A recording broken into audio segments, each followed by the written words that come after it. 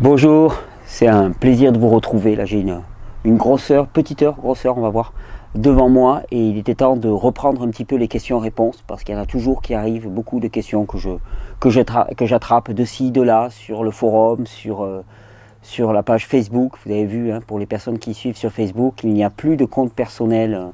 J'ai clos le compte Thierry Casas pour ne faire qu'une page Facebook parce que de toute façon, je n'arrivais pas à gérer le flux de messages. Donc plutôt que de laisser des messages sans réponse, j'ai préféré clore et tout ramener sur une seule page d'ailleurs qui est administrée par un ami, et je l'en remercie vraiment pour, voilà, pour apporter quand même une réponse. Et puis les questions qui viennent sur le forum du site Régénère, hein, sur lequel je vous invite de plus en plus à poser votre question, non pas pour que je sois seul à y répondre, mais pour qu'il y ait toute une communauté de personnes expérimentées pour vous répondre.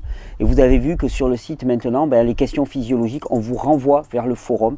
J'y suis, hein, je ziote régulièrement le forum, les réponses qui y sont faites, j'apporte des compléments si j'ai des compléments à y apporter, mais je trouve que c'est vraiment important de sortir d'un système dans lequel le référentiel c'est moi ou l'association Régénère, et où finalement le savoir il est partagé collectivement, parce que c'est le but de ces vidéos, et qu'au bout de 4 ans maintenant, faudrait vraiment que ça porte fruit, hein. C'est-à-dire qu'on sorte d'un système qui est pyramidal ou centralisé, et qu'on arrive à un système qui est beaucoup plus large, beaucoup plus explosé, parce que plus un système a de pieds, et plus il est stable, hein. Ça c'est une des constantes dans les lois qui régissent ce monde.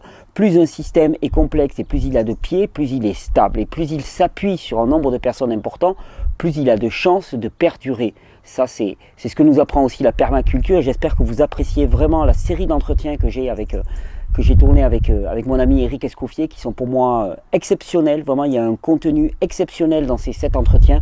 Il y a vraiment des clés pour comprendre les enjeux de maintenant, et arrêter de tourner autour du pot et de faire des fausses polémiques et des débats finalement qui n'ont pas vraiment lieu d'être. Il y a un constat, il y a un état des lieux, que ce soit au niveau de la santé de l'écosystème et pour notre part au niveau de la santé de l'humain, et il est temps de poser des actes. Et il n'y a pas 36 solutions.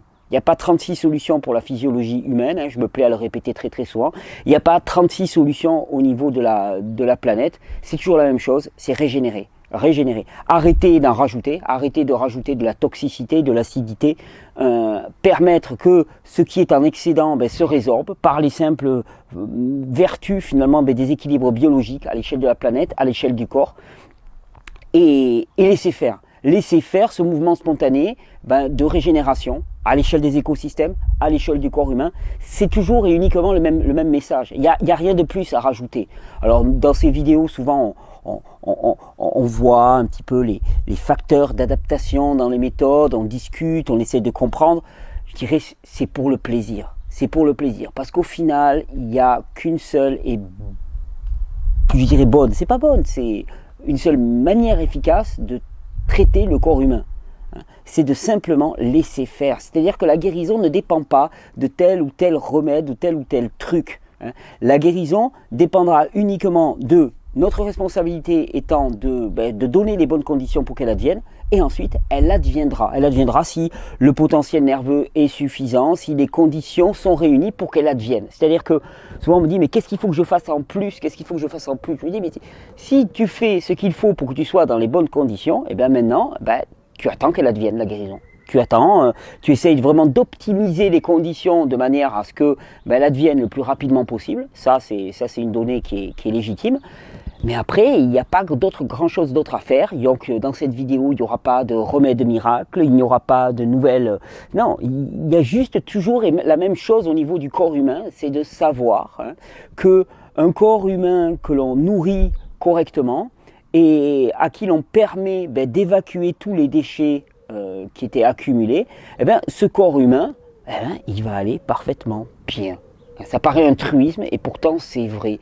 Et que finalement tout ce qu'on manifeste au quotidien, que ce soit des petits problèmes comme du surpoids, des douleurs articulaires, des douleurs inflammatoires diffuses, des douleurs chroniques, de l'inflammation chronique, ou des problèmes beaucoup plus graves qui pourraient être des troubles mentaux, des troubles psychocognitifs, des troubles moteurs, des troubles neurodégénératifs, des troubles de type cancer ou des troubles de type maladie auto-immune, ben, tout cela n'est qu'une échelle finalement d'aggravation sur un schéma qui est toujours et toujours le même. L'incapacité qu'a le corps humain de laisser sortir les déchets qu'il produit et les déchets qui lui sont amenés, plus la surdose de déchets qui lui sont amenés, les deux conjointement avec un système nerveux qui commence à être de plus en plus faible et donc qui ne permet pas ce travail-là, qu'est-ce que ça fait? Ça fait dysfonctionnement. Alors qu'il soit situé là, qu'il soit situé là, qu'il soit situé là, ça n'a pas vraiment d'importance sur la compréhension du chemin qui va nous permettre d'en sortir. Et ça, c'est vraiment l'essentiel du message de ces vidéos. C'est, il peut être intéressant de comprendre, mais ne nous laissons pas aveugler finalement par la multiplicité des symptômes. Parce que des symptômes, il y en aura quasiment autant que d'individus. Mais ils ne sont pas importants. Ce n'est pas le symptôme qui est important en tant que tel, c'est le terrain. Et le terrain, on se rend compte qu'il y a globalement une unicité des terrains. Faiblesse nerveuse, encombrement intestinal, difficulté au niveau intestinal, ça c'est déjà deux grandes constantes qu'on va retrouver assez souvent. Ensuite, qu'est-ce qu'on peut avoir? On peut avoir après des faiblesses des organes, mais les faiblesses des organes, qu'elles soient au foie, qu'elles soient au cœur, qu'elles soient au poumon, elles relèveront un petit peu la même chose, c'est-à-dire congestion de l'organe, le liquide interstitiel qui baigne les cellules de cet organe, le liquide est beaucoup trop épais, il y a beaucoup trop d'accumulation à l'intérieur, et donc les cellules de cet organe lui-même ne sont plus nourries, alimentées correctement, et ne peuvent plus expulser les déchets de manière correcte, accumulation de produits toxiques dans ces zones-là, incapacité à l'élimination dans ces zones-là. Pourquoi? Parce que système nerveux encombré, parce que système lymphatique encombré. Et que voilà, c'est en décongestionnant tout ça, en ramenant de l'énergie nerveuse dans le système, en relançant un petit peu la machine, en se réalimentant d'une façon correcte, c'est-à-dire que voilà, en constatant que ok, les pizzas, bon, c'est peut-être bon au goût, mais le problème c'est pas ça. Ça peut être très bon au goût, c'est pas un argument. Le problème c'est est-ce que c'est fait pour nous? Est-ce que c'est adapté à la nutrition humaine? Et la réponse est non. La réponse est non. Alors pour ça, des fois, il y a des gens qui me disent oui, non. Est-ce que ça veut dire que tu manges jamais de pizza? Alors moi, personnellement, je n'en mange pas du tout. Mais en manger une fois, rarement et tout, on se dit ok, j'en assume les conséquences. Mais si on en fait une base de notre alimentation, il ne peut y avoir que des dysfonctionnements. Et c'est ça la base du principe, c'est que notre alimentation est faite pour être majoritairement composée de fruits et de légumes crus. Voire quasi exclusivement, voire exclusivement totalement, selon les choix des personnes, mais en tout cas, qu'on ne peut pas atteindre un fonctionnement normal du corps humain si on ne base pas son alimentation là-dessus. Baser, ça veut dire que c'est la part essentielle, la part la plus coutumière de notre alimentation. Ceci étant fait, déjà, on sait qu'on évite d'en rajouter et qu'on apporte tous les éléments de manière à faire fonctionner ce corps et son système éliminatif de la façon la plus optimale. On fait plein de soleil là, en plus. Je suis désolé si ça me fait froncer les yeux. Ceci étant dit, ensuite, on permet le fonctionnement des émonctoires et c'est parti. Et on ne va pas plus loin. Il ne faut pas aller chercher plus loin. Ça, c'est vraiment le message à saisir. C'est se rendre à quel point on est perdu. On est perdu. On a l'impression que être fonctionnel en bonne santé, c'est compliqué. C'est compliqué pourquoi? Parce que au début, quand on était jeune, ça marchait à peu près. On avait l'impression d'aller à peu près bien, on avait de l'énergie et tout. Ça a commencé à se dégrader. Là, on est allé voir des spécialistes S spécialités. Et chaque fois, c'est plus complexe. On va nous chercher une telle cause, et on ne s'en sort pas. On ne s'en sort pas. Alors, on va voir telle carence, puis telle carence, puis telle carence, puis telle carence, puis telle carence, et puis tel dysfonctionnement, tel manque de tel oligo-élément, et ainsi de suite. La plupart des carences sont des carences d'assimilation et non pas des carences d'apport. Et s'il y a carence d'apport, un simple régime basé majoritairement sur les fruits et les légumes permet d'avoir un apport en micro-éléments qui est optimal. Donc, ne pas se laisser leurrer, ça c'est pour moi l'essentiel. Aller droit au but et ça veut dire aussi prendre les conséquences de ce que l'on va mesurer comme état de dysfonctionnement de notre organisme. C'est-à-dire que si on se rend compte que notre mode de vie global nous conduit directement à la maladie, à la toxicité et à la dégénérescence, il y a un moment où il faut tout remettre à plat. Et c'est clair que c'est pour ça que je ne peux pas ne pas considérer que tout ceci, ça a un fort contenu politique aussi, parce que nos systèmes de travail, nos systèmes de vie, notre cadre de vie, notre système de consommation actuel est un système qui est totalement pathogène pour l'individu. C'est-à-dire qu'on est en train de batailler avec des causes de dysfonctionnement que nous avons nous-mêmes causées. Quand on parle, je sais pas moi, de pollution électromagnétique avec les téléphones portables, alors oui, c'est agréable, c'est un peu comme la pizza, tu vois, c'est agréable au goût. Encore faut-il aimer la pizza, mais bon, on va dire, pour celui qui aime la pizza, waouh, la margarita, c'est agréable au goût. Ouais, mais est-ce que c'est fait pour nous? Ah, le téléphone portable, je suis le premier accro au téléphone portable. Et là, je suis en train de me faire une cure de détox de téléphone portable. Et je le sens qu'il y a une attirance, il y a une espèce d'addiction à ce moyen très rapide. C'est fascinant pour l'humain de pouvoir être en communication. On a l'impression même, on n'est plus jamais seul. Et alors je disais à une amie là, récemment, je disais c'est marrant parce que moi j'ai vécu quand même pas mal d'années un petit peu seul sur la route, dans mon camion, quand j'avais entre 20 et 30 ans. Et si j'avais eu Internet à l'époque comme je l'ai maintenant, il y a des moments que je n'aurais pas vécu de la même façon. J'aurais eu l'impression d'être toujours entouré. En fait, non. C'est un leurre. Et c'est là où il y a un énorme danger. C'est que c'est un leurre. On a l'impression, alors l'intellect a l'impression d'être entouré, donc lui il est satisfait, mais le corps il crie derrière. Il crie parce qu'il manque de contact, il crie parce qu'il n'a pas cette réalité de la présence physique et du contact. Et donc on construit des individus de plus en plus qui sont satisfaits au niveau du cerveau, donc des gros cerveaux qui prospèrent, et puis des petits corps qui sont en train de dépérir. Et c'est un petit peu ce que l'on produit. Et donc quand je vous parlais de ces téléphones portables, on se rend compte que ce téléphone portable que l'on aime tant, est une cause de dégénérescence que l'on ne mesure même pas. Je pense qu'on va le mesurer d'ici 1 ou 2 générations et l'addition va être très lourde. Donc là, je crois que c'est comme les pizzas. Il y a un moment où il faut se dire, on le pose quoi. On le pose et on arrête d'installer les Wi-Fi dans les maisons parce que la Wi-Fi est en train de nous tuer, que les mères qui sont en train d'avoir des petites filles actuellement et qui sont bombardées de Wi-Fi en permanence, il y a toutes les chances que les petites filles aient des ovaires atrophiés et que ces petites filles donnent naissance, si elles arrivent à être encore fertiles, donnent des naissances à des enfants qui seront des enfants handicapés. Ça, on va le mesurer sur 2 générations. Alors vous imaginez, sur une génération, à l'échelle de notre propre vie, déjà on a du mal à tirer les causes et conséquences. Donc à 2 générations, peinard, personne ne va aller voir. Et pourtant on est en train de préparer ça. Donc il y a une question de responsabilité individuelle aussi. Je veux dire, on sait tous très bien que si on est exposé si on se met dans un four micro-ondes, ça va pas bien se passer. Ça, on est à peu près d'accord là-dessus. Ok, la fréquence des téléphones portables c'est la même. Donc obligatoirement il y a des questions à se poser et on va faire de plus en plus de vidéos aussi dans ce sens là parce que je crois que c'est assez catastrophique, on ne mesure pas la catastrophe qui est en train de se préparer pour nous. Alors quelle est la solution? La solution c'est toujours la même. La solution c'est ce que décrit mon ami Eric dans ses vidéos sur la permaculture. La solution c'est ce que décrivent nombre de personnes chacune dans leur domaine. C'est de revenir aux conditions normales de vie de l'être humain et qui on se rend compte sont des conditions dans lesquelles il est majoritairement dehors, pieds nus, dans la nature, il vit en groupe, il se nourrit de fruits et de légumes majoritairement crus. Il a un rythme de travail et de loisirs qui tend beaucoup plus vers le loisir et vers le plaisir que vers la contrainte, même la contrainte est quasi absente, et que ça c'est les conditions normales, et que le mode de développement actuel est un mode de développement qui ne fait que prospérer une seule chose, c'est-à-dire une espèce de bête monstrueuse, qui est une bête économique, mais qui ne correspond en rien en termes de qualité de vie pour l'être humain. Et ça, c'est vraiment la priorité des choses qu'il faut réaliser maintenant. Je pense que c'est l'essentiel du message. Donc les vidéos avec Eric peuvent y contribuer. Et je suis ravi d'ailleurs qu'elles soient aussi bien relayées et qu'elles aient autant d'impact. Pour moi, en cette vidéo, on comprend vraiment tous les enjeux de notre temps. En parlant d'enjeux aussi, je vous encourage à aller voir un petit peu sur la page des stages.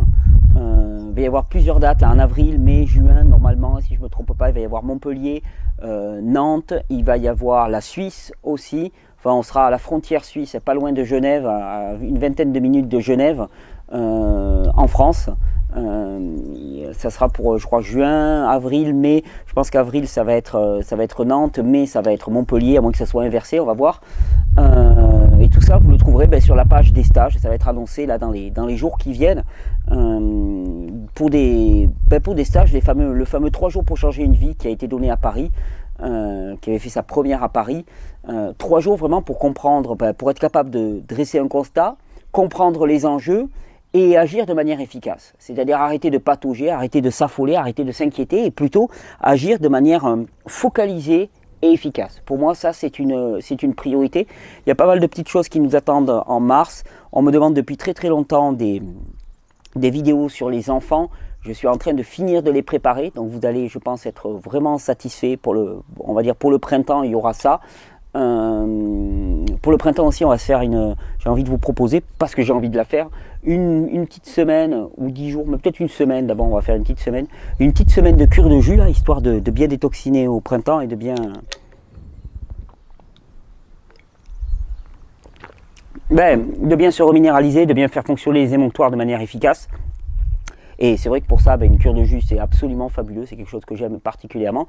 Donc, il va y avoir plusieurs petits événements comme ça qu'on va organiser et qui vont permettre de toujours, pareil, expérimenter. D'abord, expérimenter, c'est-à-dire d'abord aller rechercher l'expérience directe. Non pas ce que dit un tel, ce que les peurs d'un tel, ce que les visions d'un tel peuvent dire sur un, tu dois... Non, c'est sur ce que moi, je ressens, parce que mon ressenti, mon vécu prime surtout. C'est d'ailleurs le seul sur lequel je vais pouvoir me baser pour réellement avoir des changements profonds en moi. C'est-à-dire que un tel va pouvoir, au besoin, nous faire du bourrage de crâne. Tu dois manger tant, tu dois faire ci, tu dois faire ça. D'accord, tu dois manger tel type de produit, tu ne dois pas manger de gluten, des choses comme ça. Si le fait de ne plus manger de gluten n'amène aucune modification, tôt ou tard, je vais en remanger, obligatoirement, parce que ce sera plus facile. Par contre, si j'arrête le gluten et que d'un seul coup, je perçois, par mon expérience directe, que mon état d'être est complètement changé, que j'ai plus ces troubles digestifs, qu'au niveau de la tête, waouh, ça commence à s'éclairer, je ne suis plus aussi nerveux, aussi agressif, à ce moment-là, ouais, je vais adopter cette habitude de vie. Pareil avec les fruits et les légumes. Si les fruits et légumes, on dit ouais, ça te fait du bien de manger des fruits et des légumes, puis que tu vois aucune différence, il y a un moment où tu vas te dire waouh, plus facile d'aller au kebab du coin, c'est plus que d'aller chercher des fruits et des légumes de qualité, ça coûte moins cher, c'est moins compliqué. Et puis sinon, par contre, si tu vois des différences, alors là, l'apprentissage, il est ancré. Il s'agit d'ancrer des apprentissages. Il ne s'agit pas de contraindre les gens par du matraquage, par du bourrage, par de la dogmatisation à avoir une modification de leur mode de vie. Il s'agit juste d'avoir un entraînement par la joie et par l'expérience directe. Et c'est ce que je vous propose vraiment dans ces vidéos. C'est vraiment l'encouragement que je fais pour chacun. Alors, écoutez, on va reprendre des questions, puisqu'il y en a quelques-unes qui s'étaient accumulées. Alors, allez, on prend question de Slovel. Thierry, bonjour, salut. Le sevrage du sucre industriel, du gluten et des céréales m'occasionne, comme certainement beaucoup d'autres, des effets secondaires terribles, dont malaise, angoisse intense, tremblements, palpitations, irritabilité et crise de spasmophilie. Que faire pour diminuer ces effets invivables? Alors, ce que tu décris là, je ne sais pas si tu vois, c'est ce que ça s'appelle une crise de manque. On est effectivement face à une crise de manque. C'est pour vous dire à quel point la nourriture moderne industrielle joue un rôle addictif complètement sur notre organisme. Cet état dure depuis environ quelques semaines. Ayant débuté mon changement alimentaire en décembre, je précise ne prendre aucune plante actuellement étant donné mon hyperréactivité. Palpitations avec l'ortie.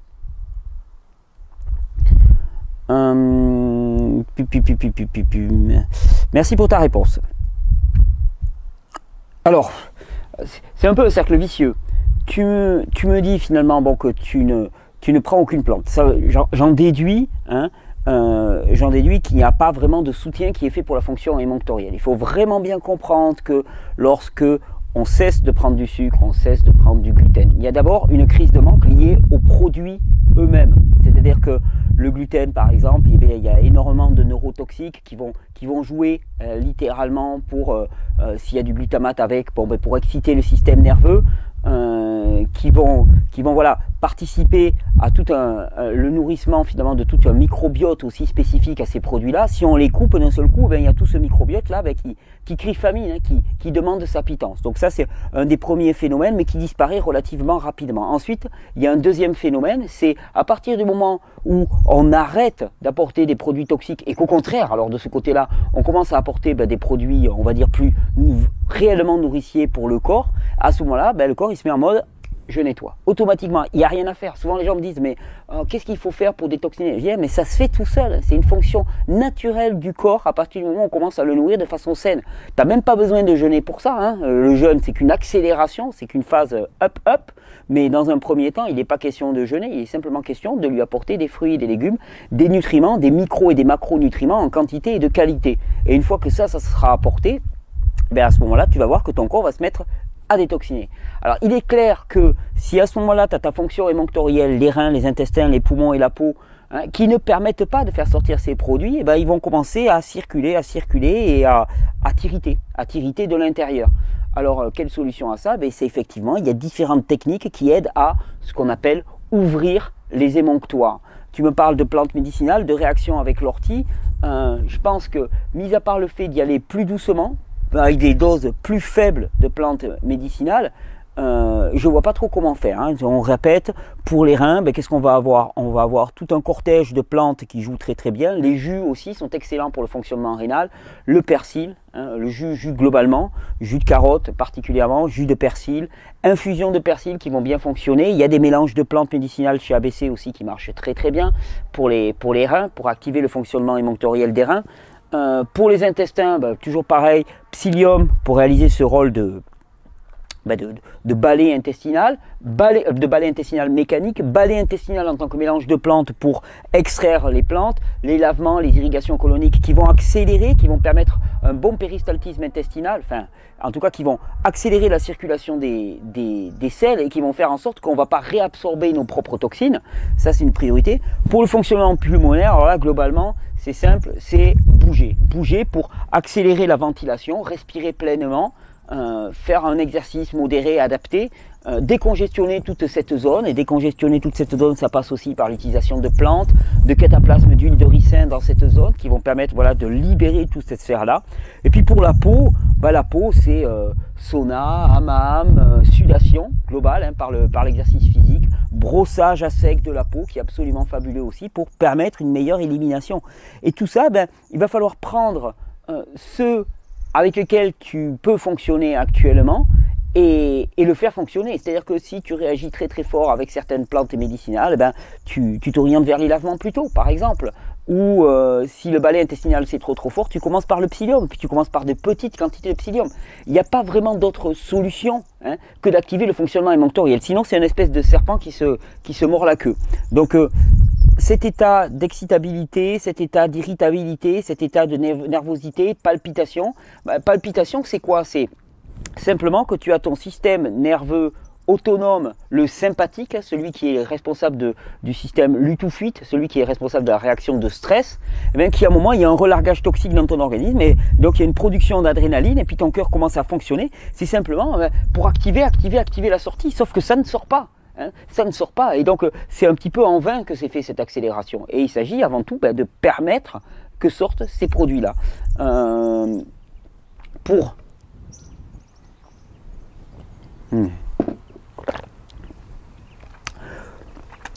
Pour ceux qui sont vraiment réactifs à tout, je dirais que dans mon expérience, la première des choses qui marche et qui marche bien pour aider à éliminer et qui est très doux, c'est les bains au bicarbonate de soude.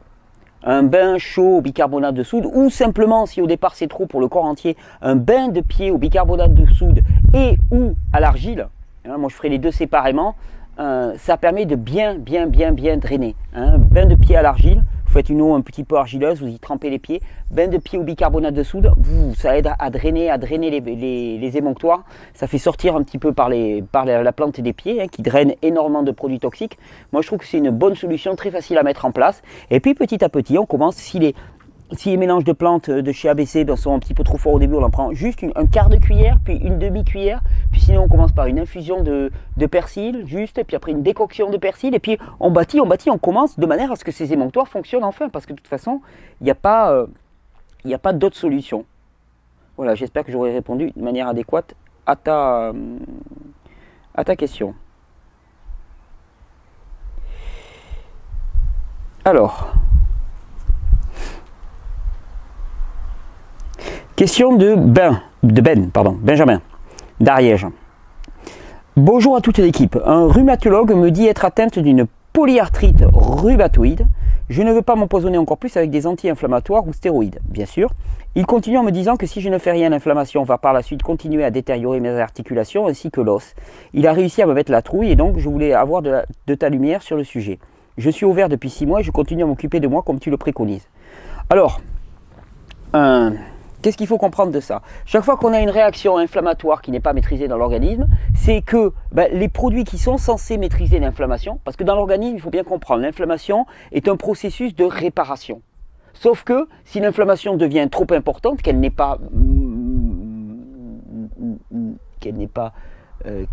modulée, si l'inflammation n'est pas modulée, s'il n'y a pas de la modulation d'inflammation, et à ce moment-là, l'inflammation, elle devient galopante et elle se met à l'échelle du corps entier et effectivement, elle devient délétère pour le corps.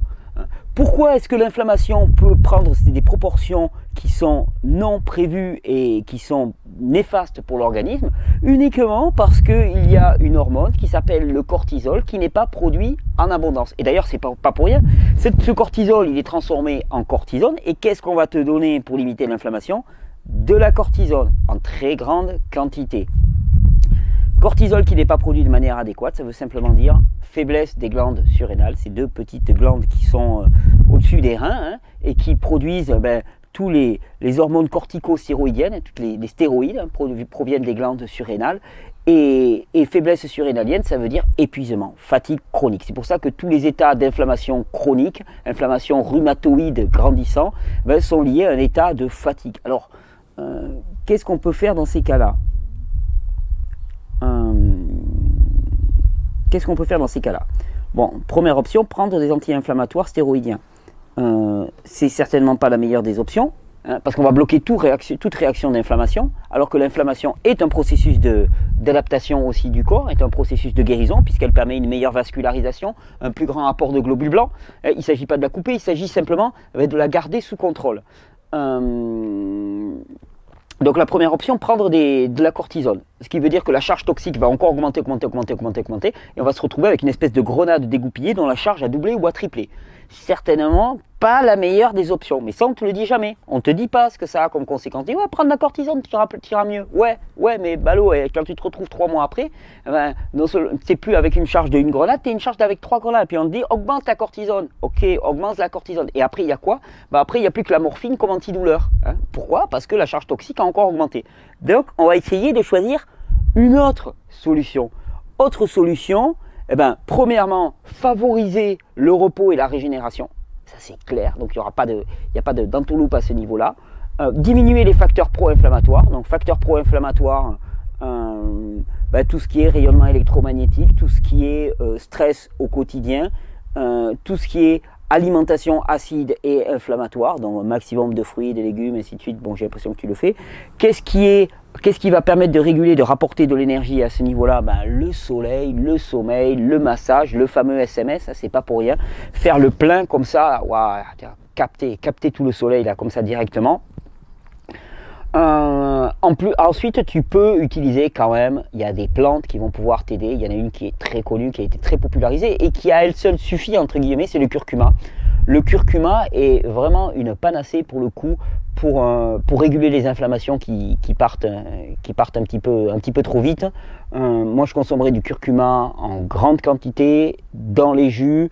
Tu peux même le prendre en complément de poudre de plante. On en trouve un petit peu partout. Je sais que moi j'aime bien utiliser un produit qui vient d'un laboratoire qui s'appelle le STUM, S-T-U-M, je vais leur faire de la pub pour le coup, ils seront contents, mais leurs produits sont excellents. Ils ne sont pas donnés, je le dis, je ne vous cache pas, mais leur produit là, qui s'appelle le Curminal, un très très bon curcuma. Il y en a peut-être certainement des tas d'autres. Moi je connais celui-là je l'ai beaucoup utilisé, il m'a été recommandé par des amis médecins aussi, et voilà, qui l'avaient testé et pour qui ça marchait très très bien. Le curminal, mais simplement du curcuma dans les jus. Alors c'est la meilleure des façons de prendre un peu de curcuma. On dit souvent qu'il faut le prendre avec du poivre, quand il est sous forme fraîche, il n'y a aucun problème, l'assimilation de la curcumine est excellente. Et à ce moment-là, tu vas avoir un anti-inflammatoire qui va permettre de réguler l'inflammation, qui n'aura rien à voir avec de la cortisone. Il y a d'autres plantes anti-inflammatoires. Il faut bien savoir que quand on parle de plantes anti-inflammatoires, on est très très loin de l'effet de la cortisone. Il faut remettre les choses en perspective. Souvent on me dit « Ah ouais, mais alors si l'inflammation est bonne, pourquoi prendre des plantes anti-inflammatoires ?» Et attends, avant que les plantes anti-inflammatoires te bloquent complètement l'inflammation, il y a du chemin. Par contre, avec la cortisone, là, je peux te dire que ça va être du blocage total. D'un seul coup, c'est les vacances. Sauf que l'addition, elle est après. Et c'est ça le problème, c'est ça la problématique. C'est qu'on nous fait faire des choix, mais on ne nous alerte pas du tout sur l'ardoise qu'il va y avoir à payer derrière. Hein, c'est un peu comme si on t'invitait à un gros repas, puis on dit ah, prends, allez, serre-toi, allez, prends tout ce que tu veux, vas-y, gave-toi. Et puis à la fin, on arrive 300 € mon pote. Ah, mais attends, mais t'avais pas vu, t'avais qu'à te renseigner, t'avais qu'à regarder les petites lignes en bas, t'avais qu'à regarder la tête de mort sur l'étiquette, t'avais qu'à regarder, t'y pas vu. Mais voilà, mais c'est à peu près la même chose. On ne nous prévient pas, parce que la connaissance, elle est là. On sait très bien que la cortisone est un bloquant de l'inflammation et que si on fait des études objectives, on se rend compte que toutes les personnes qui prennent de la cortisone sont amenées à augmenter les doses de cortisone progressivement parce que, de toute façon, il ne peut pas en être autrement. Quand on pose un couvercle sur une cocotte minute, la pression va augmenter, il va falloir appuyer de plus en plus sur le couvercle, et puis qu'à un moment, de toute façon, il va exploser, quoi. Et tu te retrouves perdu, finalement, sans ressources, et puis là, on te dit, il ne reste plus que la morphine. Pas cool. Donc voilà Ben, j'espère que j'ai répondu. Donc programme Soleil d'Ariège, Verdure d'Ariège. Vous avez un super petit groupe en Ariège d'ailleurs que je salue là, tous les copains d'Ariège. Et enfin voilà, ça va être le printemps, jus vert à fond, on va te faire des balades, décroche d'internet. Polyarthrite rhumatoïde. Alors après,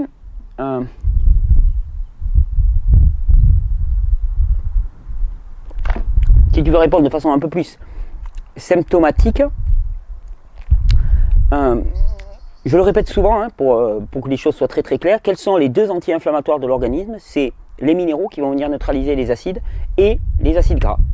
Donc déjà, tu sais avec quoi tu vas devoir jouer. Minéraux, acides gras, minéraux, acides gras. Après, au niveau de l'articulation, il y a quelque chose qui va vraiment favoriser la reconstruction de l'articulation, si c'est ta priorité, c'est tout ce qui est collagène. Le collagène participe à la reconstruction de l'articulation. Alors, je te laisse faire tes recherches. Je ne vais pas encore me lancer dans des... pour ne pas me faire clouer au pilori pour des propos qui ne seraient pas politiquement corrects. Je te laisse faire tes recherches pour trouver des sources de collagène, mais le collagène peut aider énormément à la reconstruction cartilagineuse. Et bon, osseuse non, mais cartilagineuse. Si c'est un problème d'inflammation des cartilages, c'est certainement une bonne option. Sur Internet, tu trouveras tout ce qu'il te faut. Ok. Alors, question suivante.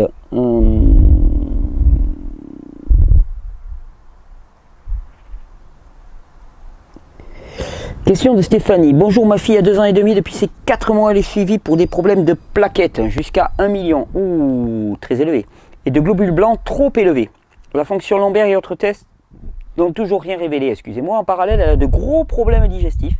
Elle ne digère aucun fruit et légumes crus, les produits laitiers, le gluten passe très mal, le contraire m'étonnerait. Les médecins ne veulent pas faire le lien entre les deux problèmes, mais nous nous demandons, en tant que parents, si son problème sanguin ne serait pas lié à sa digestion.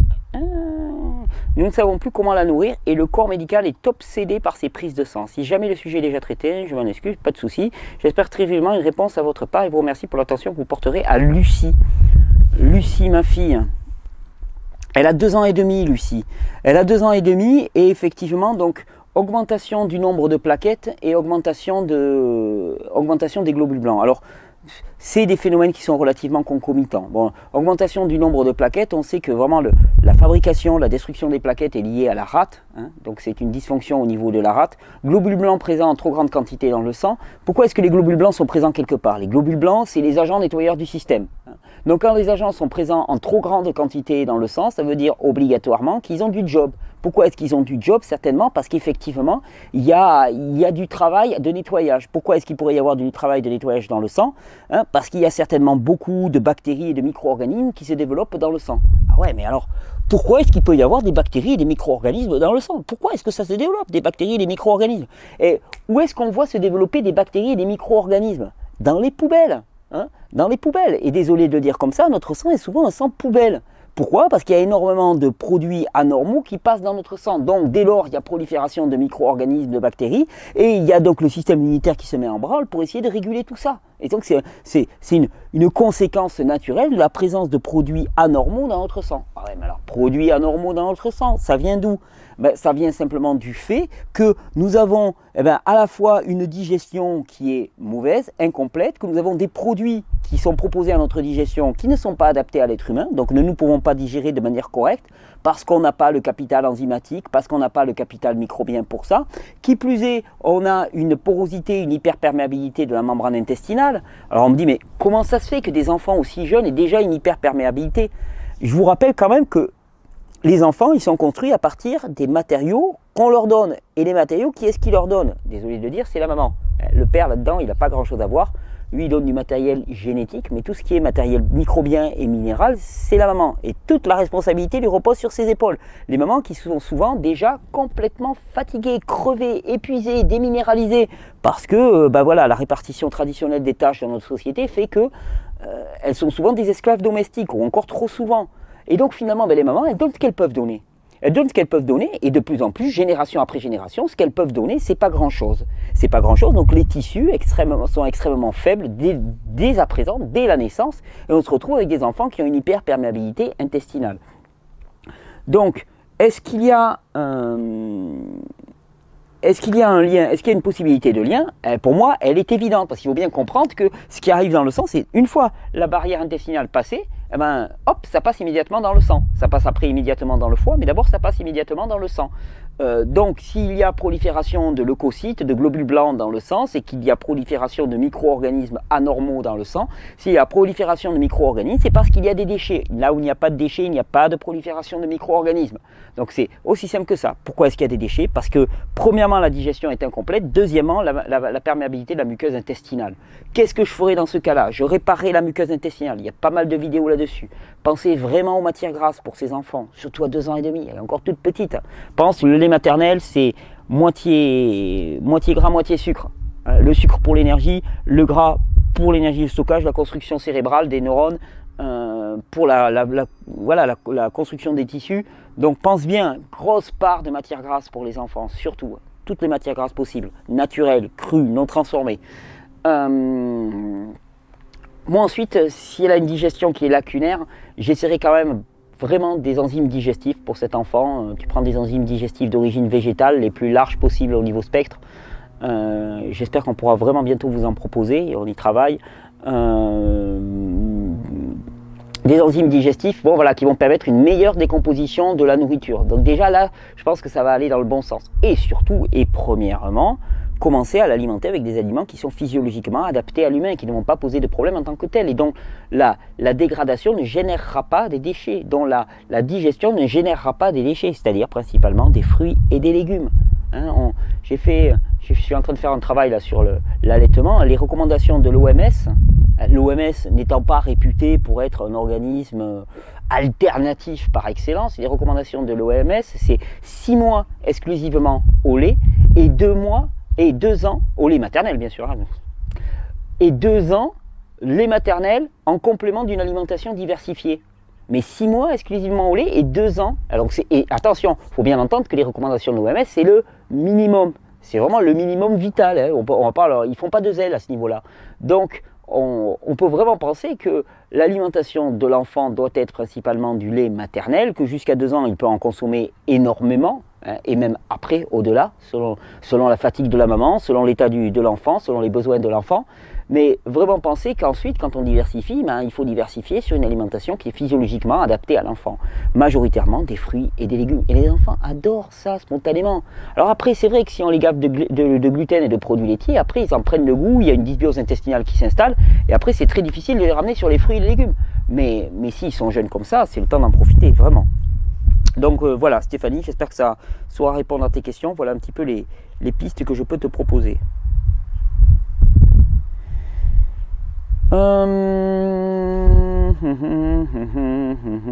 Tiens, on est encore dans les questions. Bonjour, j'aimerais avoir plus de détails. Donc c'est une question de Elfie. Je vais dire Elfie, hein, c'est le prénom que je vois. Bonjour, j'aimerais avoir plus de détails sur votre réponse apportée à cette personne sur votre site. Pourquoi dites-vous qu'il est important que les enfants mangent des produits animaux?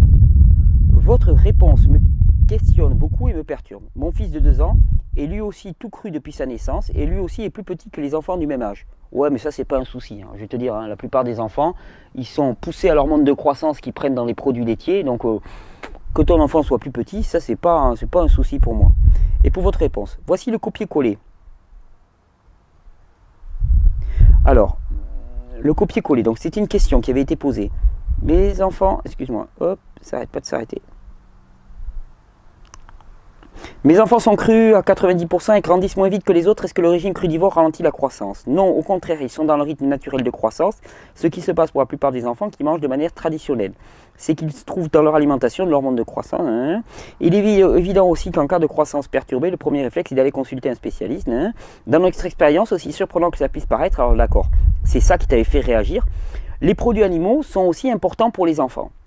Et c'est pour ça que tu demandes pourquoi dites-vous qu'il est important que les enfants mangent des produits animaux. Alors, jamais dans ces vidéos tu ne m'entendras dire quelqu'un doit manger ceci. Déjà, clairement. Je parle par expérience et c'est pour ça que par exemple dans les vidéos je me suis permis d'alerter certaines personnes sur le choix végétarien en disant attendez, est-ce que vous en avez vraiment la ressource et la capacité? Et le but n'étant pas de discréditer le choix végétarien ou d'en faire quelque chose qui est malvenu, c'est pas du tout mon propos, c'est juste d'alerter, de dire eh ben, ça demande quand même un système hormonal, un système d'assimilation qui fonctionne de manière correcte et pour certaines personnes c'est le crash. Et de toute façon, c'est pas grave de le dire pour moi parce que de toute façon ces personnes allaient s'en rendre compte, sauf que ça leur évite quelques mois de galère. Peut-être, ou quelques années de galère, ou peut-être même d'aller trop loin, sous prétexte de dogmatisme, de ne pas voir les signes avant-coureurs. Là au moins je me dis, la personne va se le greffer dans la tête et il va se dire, oula mais si ça va pas, je suis passé au végétarisme, ça va pas, ou peut-être que c'était trop tôt, trop rapide, j'ai fait une transition qui n'était pas adéquate et je vais essayer de faire mieux. Donc ça c'est une des premières possibilités. Pourquoi est-ce que je disais que pour les enfants il ne fallait pas négliger les produits animaux?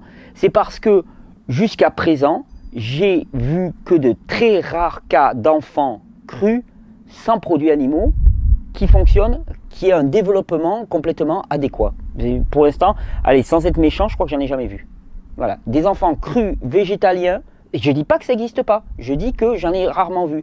Pourquoi? D'après moi, parce que les enfants sont dans un état d'épuisement. Alors surtout les enfants qui sont nés après 2000, après la génération de téléphones portables au niveau du système endocrinien, c'est une catastrophe complète.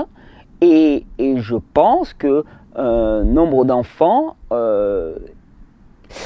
quand on parle de produits animaux, enfin il faut là aussi s'entendre. Qu'est-ce qu'on entend par produits animaux? Je pense que le facteur le plus limitant la plupart du temps, c'est le manque d'acides gras saturés. Des insaturés, on peut en trouver. Bon, c'est le manque d'acides gras. Et ça aussi, c'est quelque chose qui est très fréquent chez les crudivores. On mange pas mal de fruits, ok, mais pas assez de fruits gras aussi. Or, je sais qu'il faut les deux. Et... hop là, qu'est-ce qui se passe? Excusez-moi, une petite voiture. Donc, des acides gras, il en faut. Et souvent, pas assez d'acides gras saturés.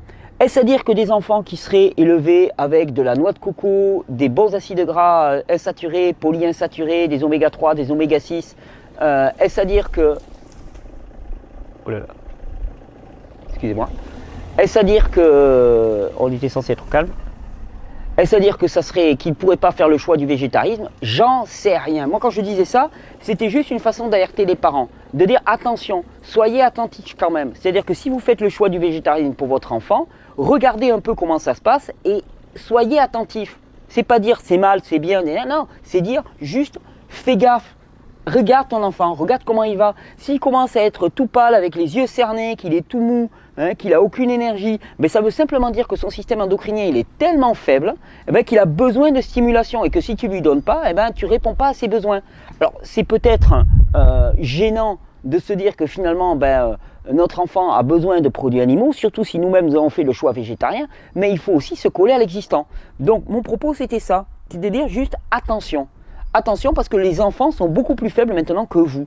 Alors, ce n'est pas du tout une légitimation de la chose, c'est juste une alerte et de dire mais raison de plus pour soutenir nos enfants, les mettre dans des environnements qui soient protégés, au niveau pollution, des environnements familiaux aussi, dans lesquels, au niveau relationnel, il n'y ait pas cette violence relationnelle que l'on voit un petit peu partout, dans lesquels ils soient protégés au niveau électromagnétique aussi, des endroits sains, dans lesquels ils ne sont pas bombardés de Wi-Fi en permanence, et à ce moment-là, vous aurez des enfants qui seront costauds et qui pourront encaisser ces choix-là, et qui pourront faire ce choix, et en étant en pleine puissance. Mais le but, c'est pas de passer au végétarisme pour être ensuite une locumène. Et ça arrive pour certaines personnes, et ça arrive pour certains enfants. Donc c'était juste ça. Et quelque part, il faut bien comprendre, le but de ces vidéos, c'est pas d'aller dans le sens de l'évident. Je veux dire, globalement, quand on fait des réformes alimentaires, on pense obligatoirement cru, végétarisme. C'est les deux trucs qui vont de pair. Déjà, j'ai été parmi les premiers à dire attention, le régime végétarien, s'il est pensé céréales légumineuses, c'est un régime parmi, je dirais pas le plus, hein, parce qu'il n'y a pas de rivalité là-dedans, mais c'est un régime extrêmement mauvais pour la santé humaine. Céréales légumineuses, c'est une catastrophe pour la santé humaine. Si tu rajoutes du soja, c'est la cerise sur le gâteau, et le gâteau, pas le gâteau cru. Donc ça, c'est déjà une catastrophe. Ensuite, ce que je dis dans ces vidéos, c'est que si l'évidence, c'est d'aller vers le végétarisme et le crudivorisme, attention quand même aux signes avant-coureurs pour indiquer pour certaines personnes que ce n'est pas le bon choix, que ce n'est pas le bon moment, que ce n'est pas le bon timing, le bon tempo. Je pense que si on est attentif à avoir suffisamment de matières grasses, y compris des matières grasses saturées, et là aussi, c'est pas pour dire Thierry, maintenant, il fait que la promotion des matières grasses saturées, c'est pas du tout ça. Je prétends pas l'exhaustivité, je rappelle pas dans les vidéos l'entièreté du paradigme. Tout ce qu'il y a, c'est que je mets des focus. Je me suis rendu compte que dans l'alimentation crue, végane, en plupart du temps, ça manque grandement d'acides gras saturés. Donc là, je dis attention, attention, les acides gras saturés sont importants pour notre organisme. Donc il nous en faut aussi. Et donc j'attire l'attention là-dessus. Ça ne veut pas dire qu'il faut arrêter tout le reste. Ça veut juste dire attention, il faut faire attention à ça. Moi, je pense que si tu as un apport d'acides gras suffisamment diversifié qui inclut toutes les catégories d'acides gras et un apport d'acides aminés sous forme de verdure, les verdures étant très concentrées là-dedans, et puis pour des enfants, à la limite, tu mets un petit boost en acides aminés pour avoir le côté stimulant de la spiruline, de la chlorelle, des produits comme ça, de bonne qualité, ça peut très bien passer. Ce que je veux juste dire quand je mettais ça, c'est soyons attentifs. En plus, il faut bien comprendre que ce texte-là qui a été rédigé, il est rédigé sur le site. Et c'est pas pour jouer à la paranoïa, mais il se trouve que j'ai de plus en plus l'impression, mais vous allez me dire peut-être que c'est peut-être de la paranoïa, j'en sais rien, mais bon, j'ai de plus en plus l'impression que le moindre petit mouvement, le moindre petit mot qui est écrit sur le site, hein, le moindre petit mot que je prononce est décortiqué, disséqué, de manière à essayer de trouver la faille. Non, normal, on se protège. C'est pour ça qu'on a mis un texte en début de vidéo, juste pour te dire, ah ben, tu es responsable de tes choix. Moi, je partage. Par contre, c'est un devoir citoyen de partager. Donc, les personnes qui me disaient, ah non, mais attends, tout ce que tu fais, c'est exercice illégal de la médecine, je lui dis, Tintin, c'est pas exercice illégal de la médecine, c'est expression de mon droit légitime de citoyen à partager mon expérience et à alerter mes concitoyens, mes frères et mes sœurs sur le danger que l'on a et à faire œuvre de santé publique, puisque visiblement les personnes qui sont en charge de santé publique n'assurent pas leur travail, eh ben, il s'agit aussi qu'on se réapproprie cette responsabilité. Donc là, mais il faut bien comprendre que sur le site, eh ben, on met aussi des propos très pondérés. Voilà, donc c'est de la pondération.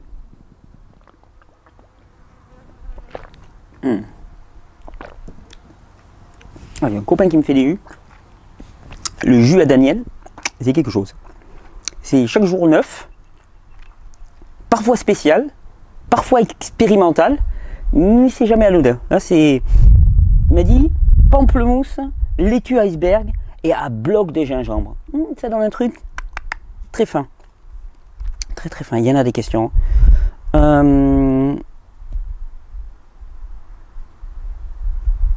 Alors.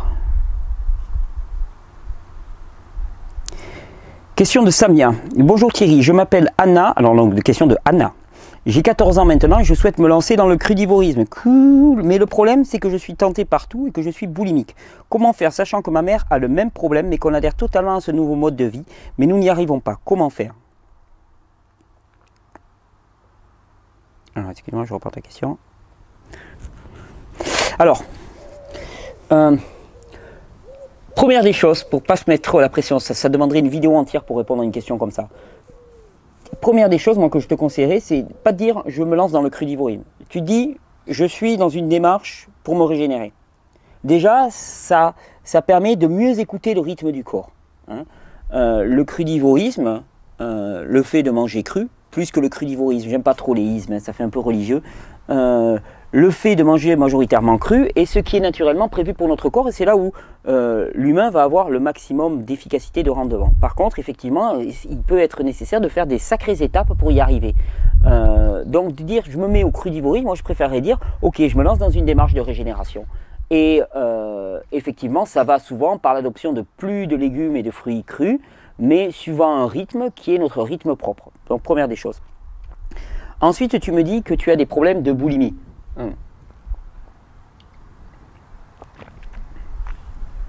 Alors, il y a plusieurs façons d'y répondre. On peut déjà considérer, première des choses, quand on se met à manger cru, on va manger une banane au petit déjeuner, 2 oranges au repas de midi, puis une petite salade le soir. Autant te dire, là, c'est pas assez. Je ne suis pas un fanat des calories, mais je n'ai pas besoin de prendre une échelle calorique pour savoir que c'est pas assez. Donc, parfois, les boulimies, surtout vers le soir, sont liées au fait qu'on ne mange pas assez, simplement. Et il suffit juste d'essayer de manger plus et de voir comment ça se passe. Premier des trucs. Apprendre à manger plus. C'est pour ça qu'au début, c'est parfois difficile de manger assez en cru. Donc faire une transition progressive, c'est s'habituer son corps à tirer les nutriments. Parce que le problème, c'est qu'il faut bien penser que chaque fois qu'on fait un changement alimentaire, j'ai fait une vidéo là-dessus, ça demande une réorganisation de tout notre biote intestinal, de toutes nos bactéries qui permettent de produire les enzymes spécifiques pour digérer cette nourriture. Et donc au début, on n'a pas la meilleure efficacité pour décomposer les aliments et en tirer vraiment leur alimentation. Il se peut que certaines personnes soient sous-nourries, bien qu'elles mangent assez, elles soient sous-nourries parce qu'elles n'ont pas la flore intestinale spécifique. Donc, passer progressivement. Ensuite, traditionnellement, on va dire que les problèmes de boulimie sont liés soit à une dysbiose intestinale profonde, soit à un passage trop rapide, une transition trop rapide, relargage de toxines dans l'organisme, relargage de produits acides, trop rapide suppression des produits animaux, trop grande limitation des produits gras.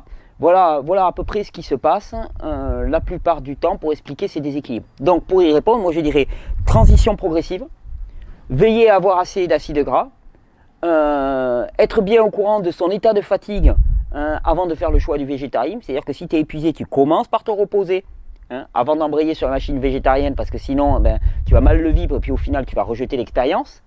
Il faut bien comprendre que plus tu es fatigué, plus tu vas avoir besoin de stimulation.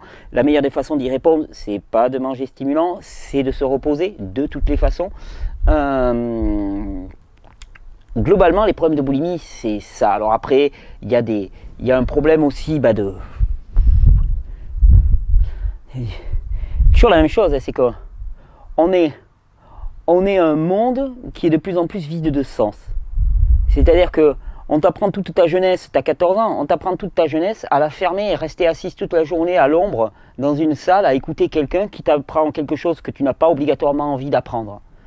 On t'apprend à renoncer à tes rêves, on t'apprend à ne pas écouter tes passions, les choses qui te font du plaisir, dans lesquelles tu pourrais te consacrer corps et âme. On te dit, mais ça c'est du loisir. La danse, la peinture, la création, le jardinage, le soin aux chevaux, je ne sais pas, qu'est-ce qui te passionne, mais on te dit, ouais, mais ça c'est pour le loisir, c'est pas sérieux.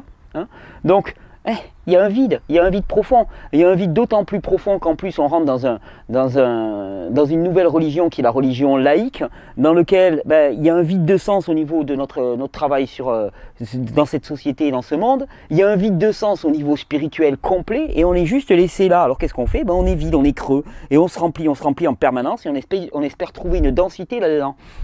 Pas là-dedans qu'on va trouver une densité. Ça, c'est peine perdue.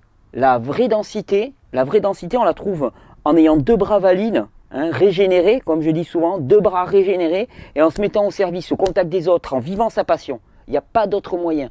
Et force est de constater que tout notre système éducatif pour les adolescents ne leur conduit pas à ça. C'est normal. On dit, mais les adolescents, ils sont paumés, ils fument du shit, et ainsi de suite. Mais qu'est-ce que tu veux qu'ils fassent ? Qu'est-ce que tu veux qu'ils fassent ? Tu veux qu'ils finissent comme toi, à 40 ans, désespérés, bedonnants, déprimés, gavés d'anxiolytiques ? Moi, je les comprends. Autant qu'ils fument de l'herbe. Pour à leur âge, moi, je ferais pareil.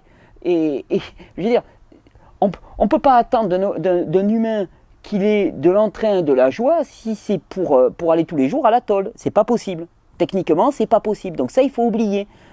En plus, l'organisme est extrêmement ralenti, on est complètement chargé de produits toxiques, donc il y a une négativité qui s'installe. Et puis la boulimie, elle est là finalement pour... c'est notre dernière récompense, on va dire. dans un monde qui a perdu toute saveur, ben c'est notre dernière récompense, on se remplit, on se remplit, on se remplit. La solution, c'est de s'en foutre de la boulimie, par expérience. C'est de s'en foutre complètement de la boulimie. Tu sais où tu veux aller. Tu veux plus être un mouton, tu sais où tu veux aller. Tu veux arrêter d'aller te faire mener le bout du nez par le gluten et les produits laitiers, tu sais où tu veux aller. Tu augmentes de façon massive la part de fruits et de légumes au rythme qui correspond le mieux à ton corps. Tu augmentes de façon massive la proportion de fruits et de légumes. Tu participes à un bon nettoyage intestinal et surtout, moi si j'étais toi, je ferais en sorte d'arriver à trouver le moyen de m'investir dans des choses qui me font vraiment vibrer. Des choses dans lesquelles je me sens vraiment utile et non pas des tâches d'apprentissage qui me conduiront soi-disant à un diplôme, qui me conduira soi-disant à un métier, qui me conduira soi-disant à... Ah ben non, ça ne m'a bien pas conduit. Non, j'ai même pas d'argent, j'ai même pas de réussite sociale, j'ai même pas de joie, j'ai même pas... Non.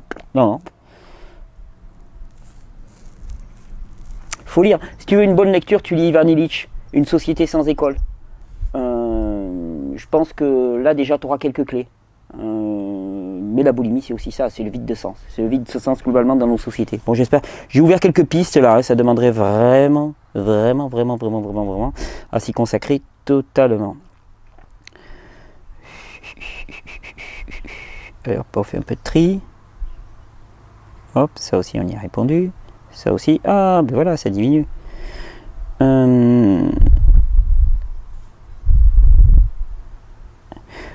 Bonjour à tous, question d'Alain. Je visionne régulièrement les vidéos de Thierry depuis plus d'1 an maintenant et je n'ai jamais entendu parler des maladies tropicales. J'habite en Guyane où sévit des pathologies à vecteurs de moustiques telles que le paludisme, la dengue, le chikungunya et la fièvre jaune. Pouvons-nous penser que le corps humain puisse se défendre de ces maladies avec une alimentation adaptée à la physiologie humaine? Merci pour votre réponse. C'est pas tant avec une alimentation adaptée à la physiologie humaine qu'avec un système immunitaire qui fonctionne de manière adéquate. Et le système immunitaire fonctionnera de manière adéquate, d'autant plus que le corps humain ne sera pas surchargé par une alimentation polluante. Donc, tu as une partie de ta réponse. Après, paludisme, dengue, chikungunya, fièvre jaune, il y a le cas théorique et il y a le cas pratique. Le cas théorique, c'est oui. Il me semble qu'on peut résister à peu près tout. Le cas pratique, c'est rarement le cas. Pourquoi? Parce qu'il y a aussi un état de congestion installé de l'organisme, il y a un état de faiblesse du système nerveux, et je n'ai pas d'expérience là-dedans, mais je sais que le palu, il fait des ravages, et j'ai vu le palu faire des ravages, y compris chez les crudivores de longue date. Donc je me dis, ça ne nous immunise pas. Est-ce que ça veut dire que nous n'aurions pas la capacité, si notre système immunitaire était complètement opérationnel, nous n'aurions pas la possibilité de résister à ces paludismes, dengue et ainsi de suite? Moi, je crois qu'on aurait la possibilité, mais ça, c'est en théorie. En pratique, c'est pas le cas. Alors après, tu sais que pour le paludisme, par exemple, il y a une plante qui s'appelle l'Artemisia annua, l'armoise. Artemisia annua, c'est une famille de l'armoise, un petit peu comme l'absinthe, comme l'armoise commune qu'on trouve en France. Artemisia annua, des bonnes doses d'Artemisia annua, ça règle tout le problème du paludisme. Pour la fièvre jaune et le chikungunya, je sais qu'il y a des protocoles d'huile essentielle qui marchent très très bien. Donc ça veut dire qu'on n'est pas obligé de passer par les antibiothérapies massives ou ces produits-là. Mais par contre, c'est toujours pareil, la distance entre théorie et pratique. Parce qu'il n'y a pas que l'alimentation qui joue dans le fonctionnement du système immunitaire. Au contraire, même le système immunitaire est grandement déterminé par notre état de fatigue et de repos. Et je crois qu'on a tous une dette de sommeil absolument colossale. Donc...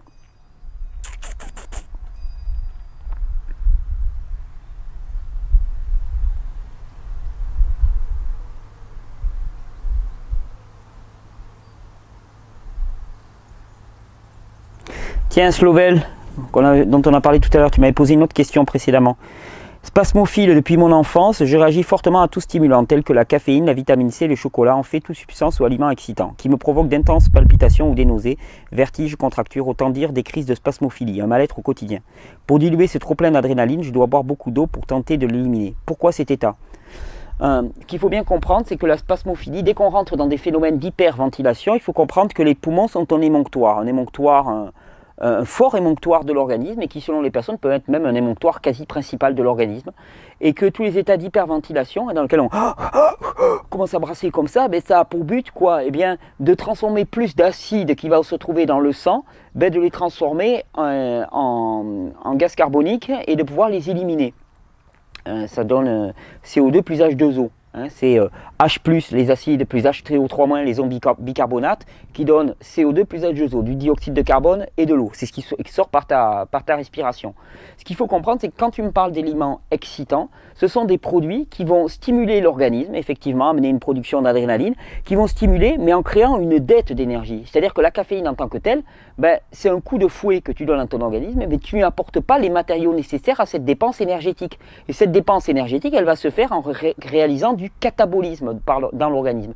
Et ce catabolisme, eh bien, il va amener à une recirculation massive d'acide dans le sang et dans la lymphe. Et donc, à ce moment-là, eh bien, il y a cette réaction d'hyperventilation pour éliminer cette accumulation toxique. Donc, la plupart du temps, ces réactions de spasmophilie sont un témoignage de toxicité ponctuelle, les stimulants participant à tout cela. Voilà. Quand on a de la spasmophilie aussi, on peut penser très fortement à une faiblesse du système nerveux global. Hein. Là, tu vas voir tes glandes surrénales, système nerveux autonome qui est là aussi extrêmement fatigué.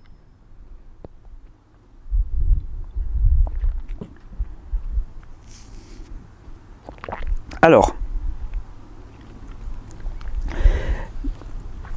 question de Nanou Mendels.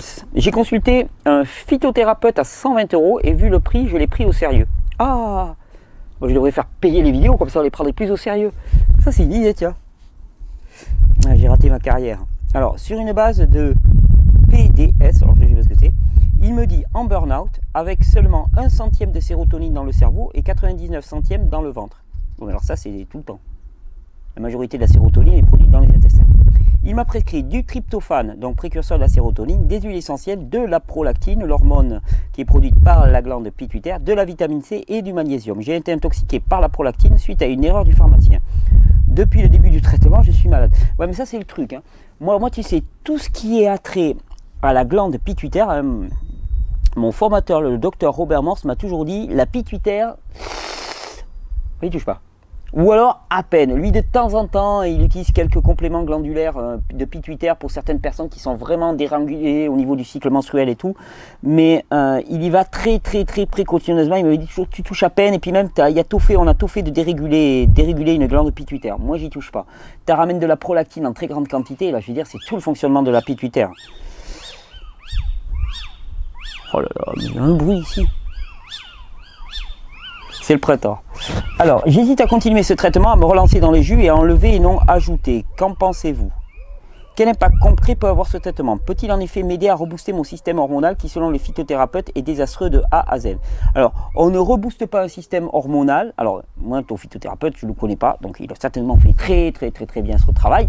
Il n'y a pas de souci de ce côté-là. J'aime beaucoup les phytothérapeutes. Il n'empêche que je sais très bien qu'on ne booste pas, on ne relève pas un système hormonal avec des hormones. On relève le système hormonal déjà avec du repos, du soleil, une alimentation saine, adéquate, c'est clair. On relève le système hormonal avec des plantes adaptogènes, ça aussi ça aide énormément. On relève le système hormonal thyroïde et surrénal si le reste ne fonctionne pas avec des extraits surrénaliens et des extraits thyroïdiens. Ça, ok, mais surtout qu'il soit débarrassé d'hormones, parce que les hormones, ça ne va être qu'une béquille. Alors, quelque part, l'utilisation d'hormones de substitution, ce n'est valable que quand vraiment on constate que rien ne redémarre, et que bon, plutôt que de vivre une vie de MERDE, on se dit, ok, moi j'ai quand même envie de vivre, et pour cela, ben, il faut... Où est-ce que j'ai mis ton message? Je ne sais plus où il est.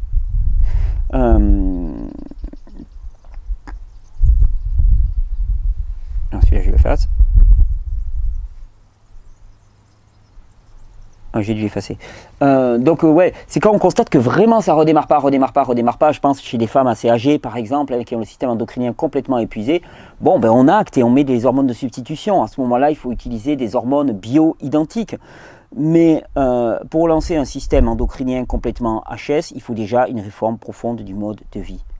Ça passe souvent par une remise à plat complète. Je ne sais pas si vous en mesurez exactement les tenants et aboutissants, mais ça veut dire bon, revoir complètement son alimentation, certainement revoir son travail, revoir son lieu de vie, son cadre de vie, revoir même notre activité dans la vie, revoir nos relations familiales, enfin, arriver à trouver les facteurs dans lesquels on s'épuise, parce qu'on n'a pas un système endocrinien complètement HS pour rien.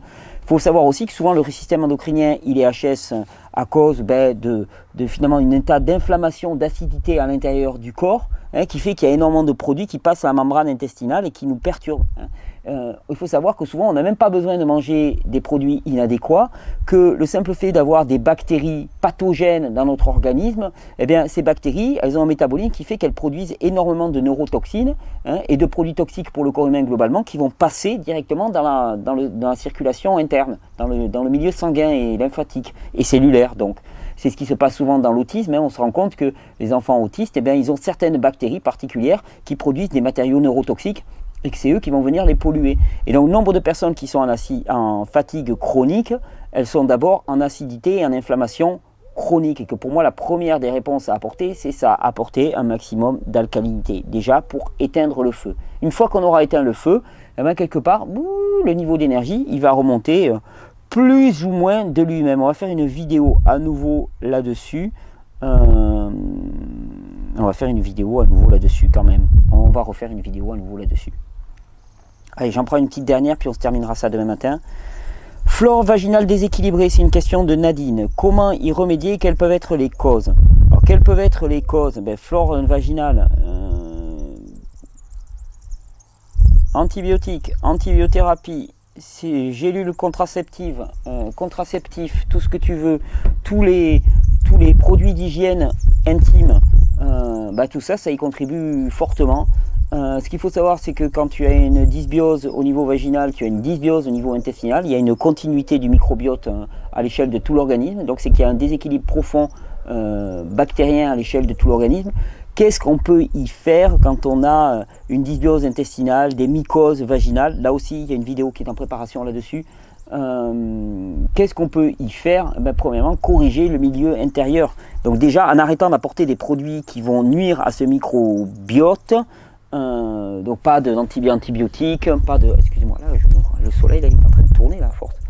Hop, attendez, on va se mettre comme ça.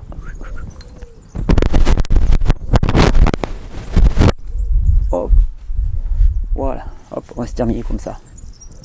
Donc pas d'antibiotiques. Attendez, hop. Donc le minimum d'antibiotiques, enfin le minimum, non pas du tout, parce que de toute façon, antibiotiques ça veut dire contre le biote, donc tu ne vas pas attendre des antibiotiques qui prennent soin de ton biote, c'est un truc, c'est deux trucs qui ne vont pas ensemble. Donc déjà, ensuite, alors en réensemençant au niveau vaginal, je dirais même plus au niveau global. Au niveau global, ça veut dire déjà une alimentation qui soit une alimentation vivante, qui va apporter un maximum de fibres, de micro-éléments qui vont permettre la multiplication de ce microbiote sain.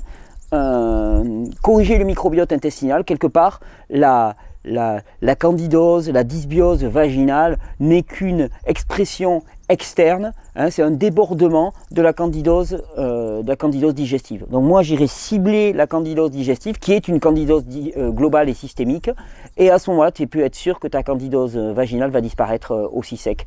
Il y a des traitements entre guillemets qui sont proposés souvent pour ce genre de choses. Je sais qu'il y a même des femmes qui se font des instillations de yaourt pour avoir des micro-organismes au niveau du vagin. Je suis pas fanat du yaourt comme ça, c'est pas le truc qui me fait le plus triper, mais répondre de manière localisée, ça va amener à des rémissions courtes, hein, localisées. Et il faut bien comprendre que la question, elle est systémique. Donc je te renvoie vraiment vers toutes les vidéos sur la dysbiose intestinale, la candidose, et s'en référer à ça, je pense, pour vraiment agir sur le système de façon globale. Bon, on reprend après une petite pause. Le temps est un peu moins ensoleillé, ça évitera de froncer les sourcils dans tous les sens. C'est un petit peu moins agréable, mais il fait assez doux encore pour continuer dehors. On reprend avec toutes ces questions qui arrivent en permanence, et je vous en remercie. Et qui montre surtout vraiment à quel point finalement il y a une forme d'ignorance qui n'est plus acceptable actuellement. Il n'est plus le temps d'avoir peur, il n'est plus le temps d'être dans l'ignorance, il est temps de se réapproprier la responsabilité aussi.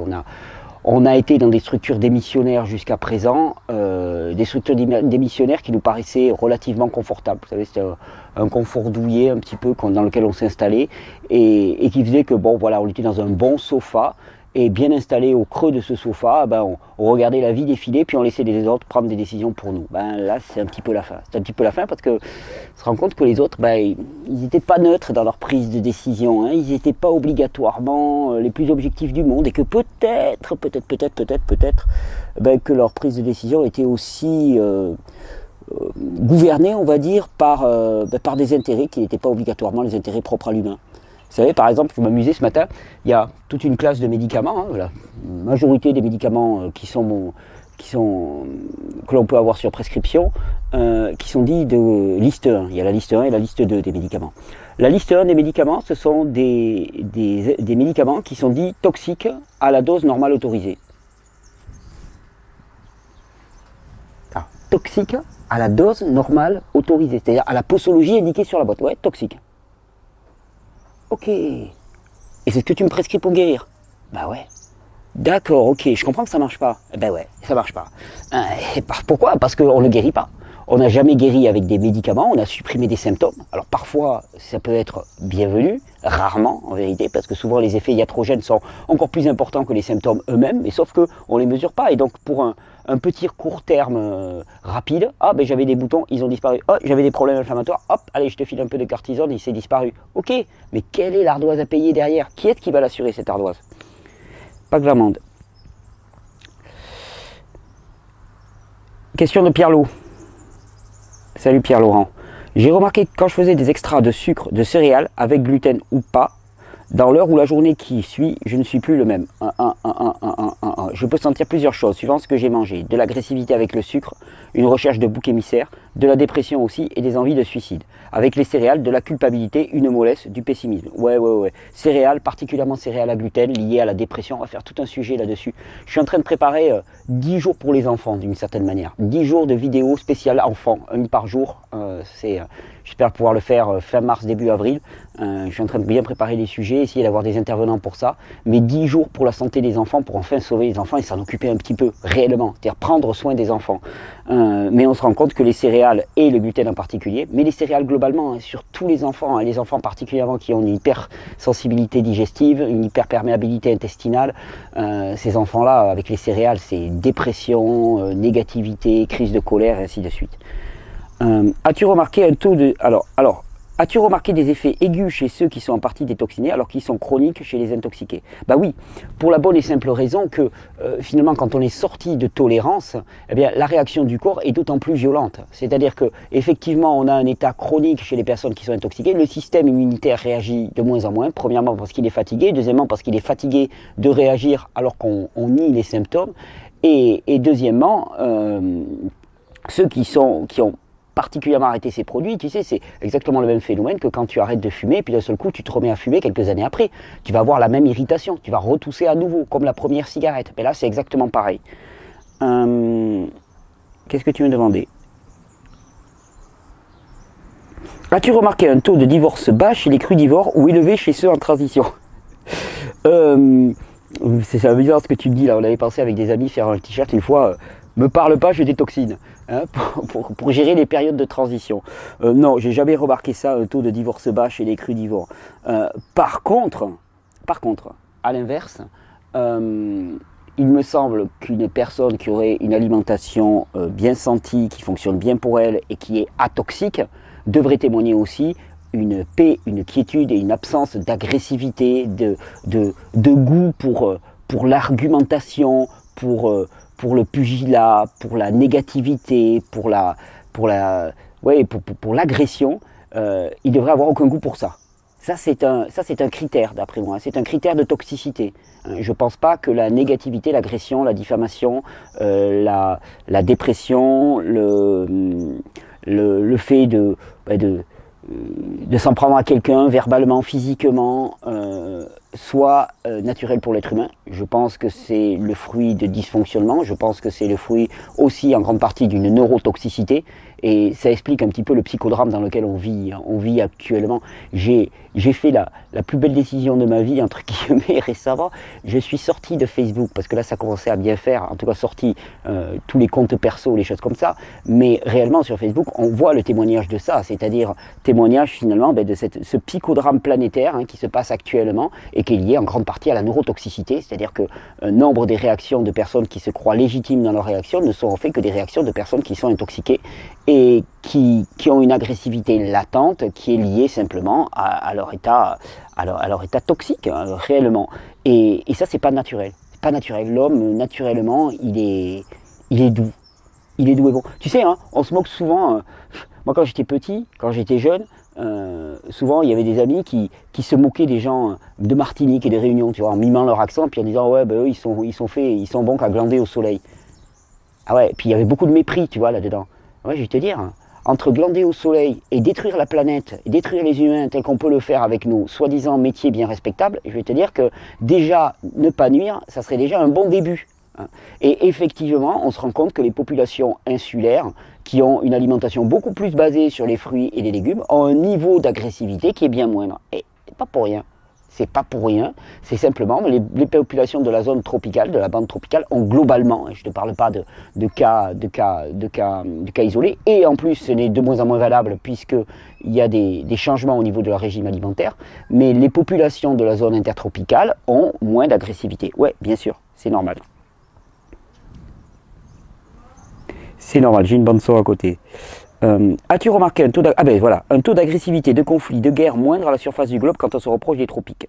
Oui, c'était vrai. C'était anciennement vrai, ça l'est de moins en moins. Mais de toute façon, on reconnaissait un taux d'agressivité bien moindre chez les populations natives qui avaient particulièrement pas la consommation massive de blé, hein, et de céréales, hein, qui étaient beaucoup plus basées sur le régime traditionnel des chasseurs-cueilleurs.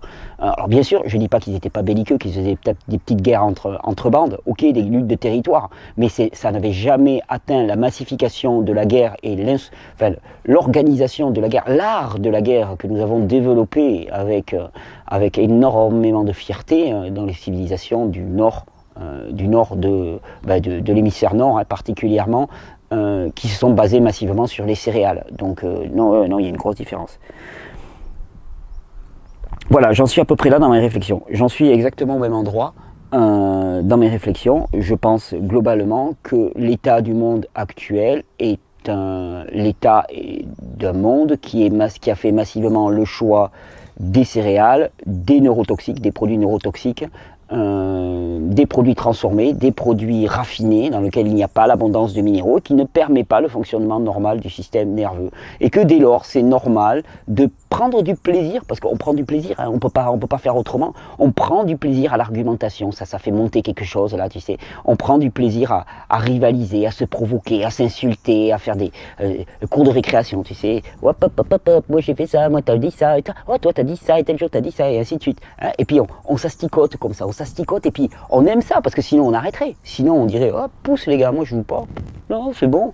Et puis l'autre, il te pousse comme ça, tu dis, ouais, pas de problème, t'inquiète, t'inquiète. Alors que là, il te pousse et puis tu te dis, ah, tu m'as poussé. Oh non, le premier, oh non, moi je te pousse. Ah non, je te pousse. Ah non, et tu m'as poussé, ah, tu vas pas me pousser. Ah, moi je vais te pousser. Ah non, je vais pas te pousser. Et puis toi, t'as dit ça. Ah ouais, mais il a dit ça, il a dit ça. Ah ouais, il a dit ça. Ouais, mais moi je pense que lui, ah ouais, mais ça c'est l'être humain, tu sais, comment dire, l'apogée de l'existence humaine, l'homme du 21e siècle qui s'insulte. Waouh, je l'ai insulté. Hein, c'est ça exactement. Hein. Ça c'est ridicule. C'est complètement ridicule et c'est juste le témoignage de notre état complètement perdu. Et pourquoi? Parce qu'on a oublié de se poser la question si, particulièrement dans l'alimentation et avec tous les produits aussi toxiques qu'on peut trouver, hein. Je te passe des crèmes solaires, les soins pour la peau, les soins pour la peau ça passe pareil. Je te passe les vaccins remplis d'aluminium, neurotoxique majeur. Mais ça, pas de problème, il faut se vacciner. Quand on me demande la première raison pour ne pas se vacciner, c'est que c'est plein d'aluminium. Et comme c'est plein d'aluminium, c'est un toxique. Tu regardes n'importe où, toxique, aluminium pour le corps, tu as je ne sais pas combien d'études qui prouvent que l'aluminium est profondément toxique pour le corps humain. Ils ont torturé les pauvres rats pour s'en rendre compte. Hein, et le problème, c'est qu'il y a de l'aluminium dans les vaccins. Donc dès lors, le positionnement, il est simple. Mais oui, le monde actuel est le reflet de nos choix alimentaires complètement aberrants.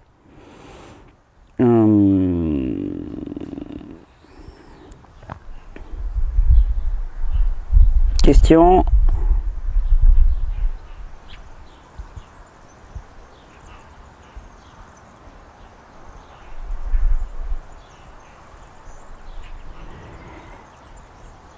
Bonsoir Thierry, alors j'ai pas le nom.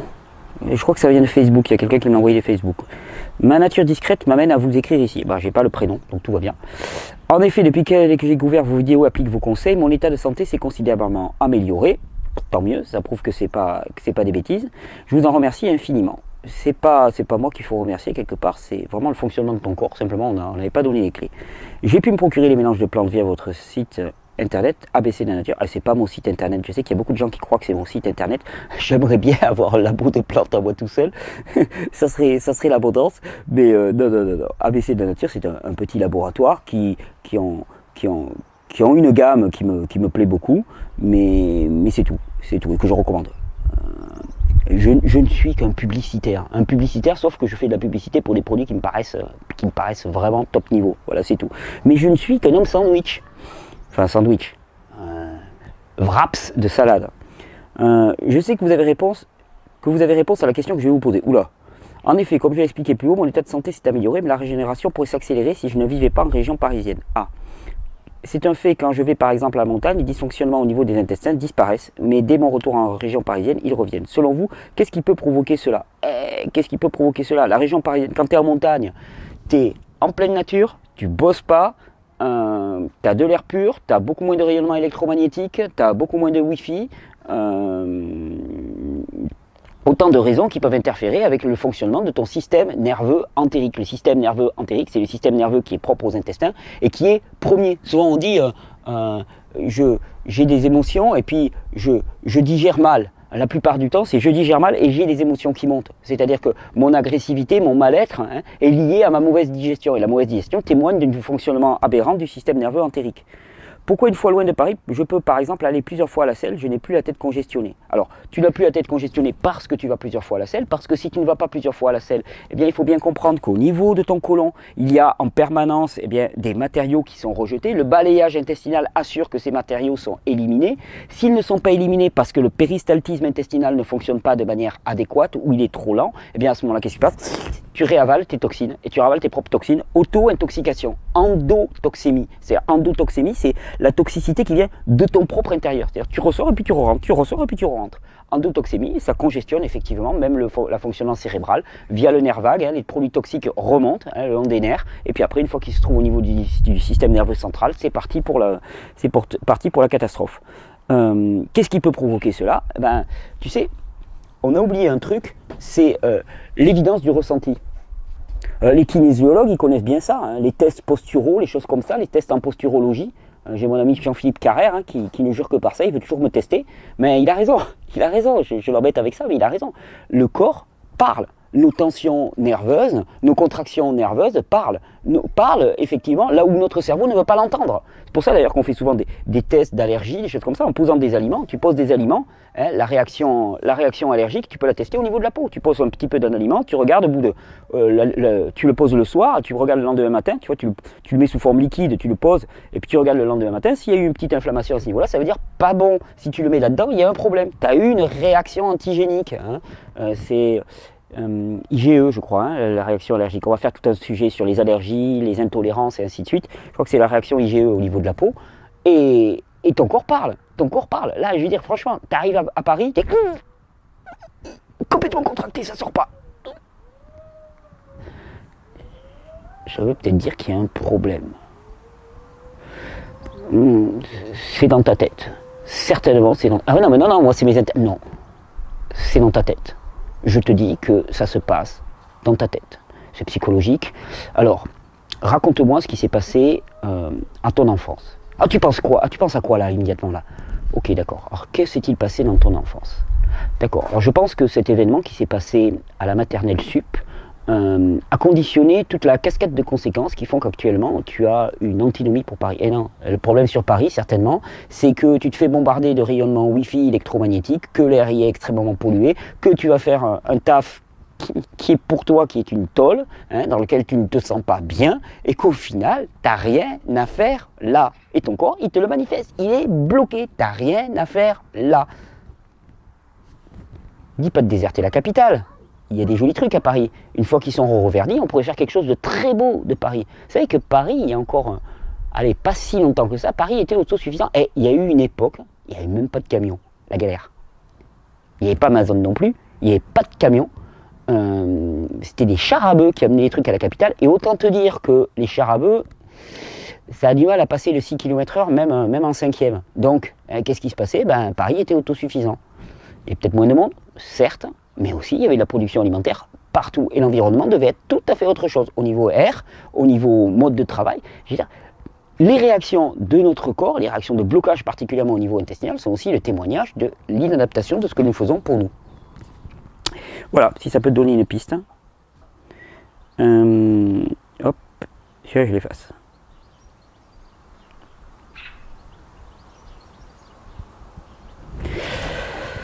Alors, question de, j'imagine, c'est Clara. Bonsoir. Est-il possible que Monsieur Casasnovas raconte, j'ai toujours du mal à réaliser que Monsieur Casasnovas c'est moi. Monsieur raconte comment il s'est sorti de la boulimie. Je trouve, sans vouloir offenser qui que ce soit, que quand le sujet est abordé dans les vidéos, c'est superficiel et peu personnel. Ah mais tu ne m'offenses pas. Pourtant, ça pourrait réellement aider les boulimiques. Je ne trouve nulle part des témoignages de boulimiques qui s'en sont sortis et ça laisse penser qu'on ne peut pas. Tristesse. Ouais, j'imagine. On ne peut pas sortir la boulimie. C'est génétique, on ne peut pas. Alors, comment on sort de la boulimie? Comment j'en suis sorti? Le problème, c'est que je ne peux pas te le dire. C'est pour ça que je ne rentre pas dans les détails, je ne peux pas te le dire. Je sais qu'il y a une conjonction de tas de facteurs.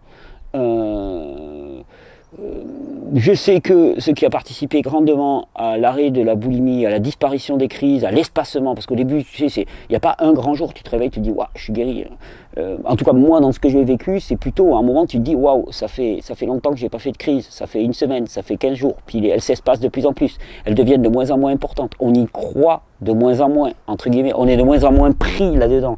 Ce qui a participé à ça, c'est je sais même plus. Je vais te dire ce qui me semble avoir participé pour toutes les personnes que j'ai pu suivre. Pour moi, je sais même plus. Je sais même plus. Il y a eu tellement d'événements concomitants. Mais voilà, par expérience, ce qui marche bien, je vais te le dire, sans langue de bois, sans vraiment de langue de bois. Premièrement, des personnes qui font des boulimies alors qu'ils ont une alimentation restrictive, arrêtez de restreindre. Arrêtez de restreindre particulièrement sur le gras et le sucre. Parce que la plupart du temps, c'est besoin de gras et de sucre. Arrêtez de restreindre sur le gras et le sucre et tentez de faire confiance un petit peu au corps pour s'autoréguler. Ça, c'est la première des règles. Deuxièmement, nettoyage intestinal. Gros nettoyage intestinal. Ça, pour moi, c'est une priorité des priorités. Balai intestinal, irrigation colonique, lavement, psyllium et ainsi de suite. Tout ce qui va permettre de nettoyer la sphère intestinale va vraiment participer et va changer. Ensuite, il y a un problème avec la boulimie, les crises de boulimie, c'est qu'au bout d'un moment, comme toute habitude, ça devient un fonctionnement qui est engrammé en nous. Et il s'agit de changer de contexte pour changer d'habitude. Moi, je crois aussi que pour les personnes qui sont vraiment embringuées dans des crises de boulimie, elles revoient leur alimentation. Si elles ont une alimentation complètement délétère, il est temps de changer pour une alimentation physiologique. Si elles ont une alimentation déjà physiologique, il est temps de se questionner par rapport aux quantités et aux qualités, je dis aussi, pas que quantité, hein. On parle des sucres, ok, mais moi j'ai vu par expérience que la plupart des personnes, si elles avaient un apport en sucre suffisant, alors c'était l'apport en gras qui n'était pas suffisant. Sucre et gras, le lait maternel. On tête le lait maternel, c'est quelque part ça.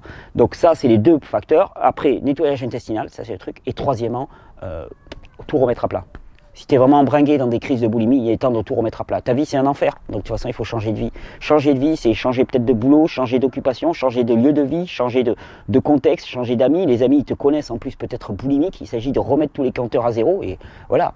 Partir à l'autre bout du monde, j'en sais rien, t'investir dans une tâche pas possible, mais te perdre dans le service, pour arrêter d'être omnubilé comme ça par ce que tu manges et par ce que tu vis. Voilà les quelques règles. Tu sais, si j'avais une méthode 1, 2, 3 pour sortir de la boulimie, je serais, je sais pas riche, parce que ça dépendrait si je la monnaie, mais au moins célèbre. Je l'ai pas. Je ne l'ai pas parce que je ne crois pas que quelqu'un maîtrise ses paramètres et quelqu'un comprenne ses paramètres. Ça, c'est très ténu. Ce que je sais, c'est que ça se passe grandement au niveau de la sphère intestinale, au niveau physiologique, que en nourrissant notre corps avec des aliments physiologiques en suffisance et en incluant suffisamment de produits gras, j'insiste, lourdement.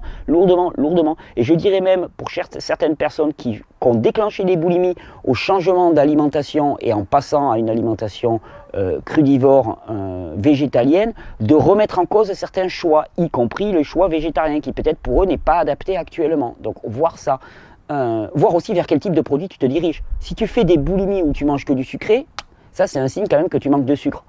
Mauvais signe. Hein. Donc là, tu vas sur les bananes et des choses comme ça. Si tu te diriges plutôt vers les trucs gras et salés, ok, ça te dit que tu manques de minéraux, ça te dit que tu manques de corps gras et il faut te les octroyer. Mais au lieu de sauter sur le truc, le pot de margarine ou le pot de Nutella, ben, tu te diriges vers des produits qui sont naturels et sains, de la coco bien grasse, de l'avocat, ou même des produits animaux gras, crus, du jaune d'œuf ou des choses comme ça, qui peuvent énormément stabiliser la personne. Ou même du beurre cru, pourquoi pas du beurre cru dans l'absolu. Je veux dire, après c'est des choix éthiques, de personnel, mais par rapport à une crise de boulimie, c'est pas la cata. Arriver à lâcher prise et à pas être dans un intégrisme alimentaire, en constatant que là pour l'instant on n'y arrive pas. Et puis surtout, vraiment comprendre que la boulimie c'est une vacuité, un creux quoi, un creux là, et qu'on est de remplir comme ça, hein. J'ai connu cette horreur, donc je sais ce que c'est. Et puis il y a un fonctionnement psychologique aberrant, mais ce fonctionnement psychologique, il n'est pas dans ta tête, hein, contrairement à ce qu'on te dit, il est dans tes tripes, et c'est là où il faut agir. Donc voilà les pistes. J'espère ne pas avoir répondu de manière impersonnelle et superficielle à ta question. Je pense que les paramètres sont là-dedans. Après, la recette absolue, je ne l'ai pas.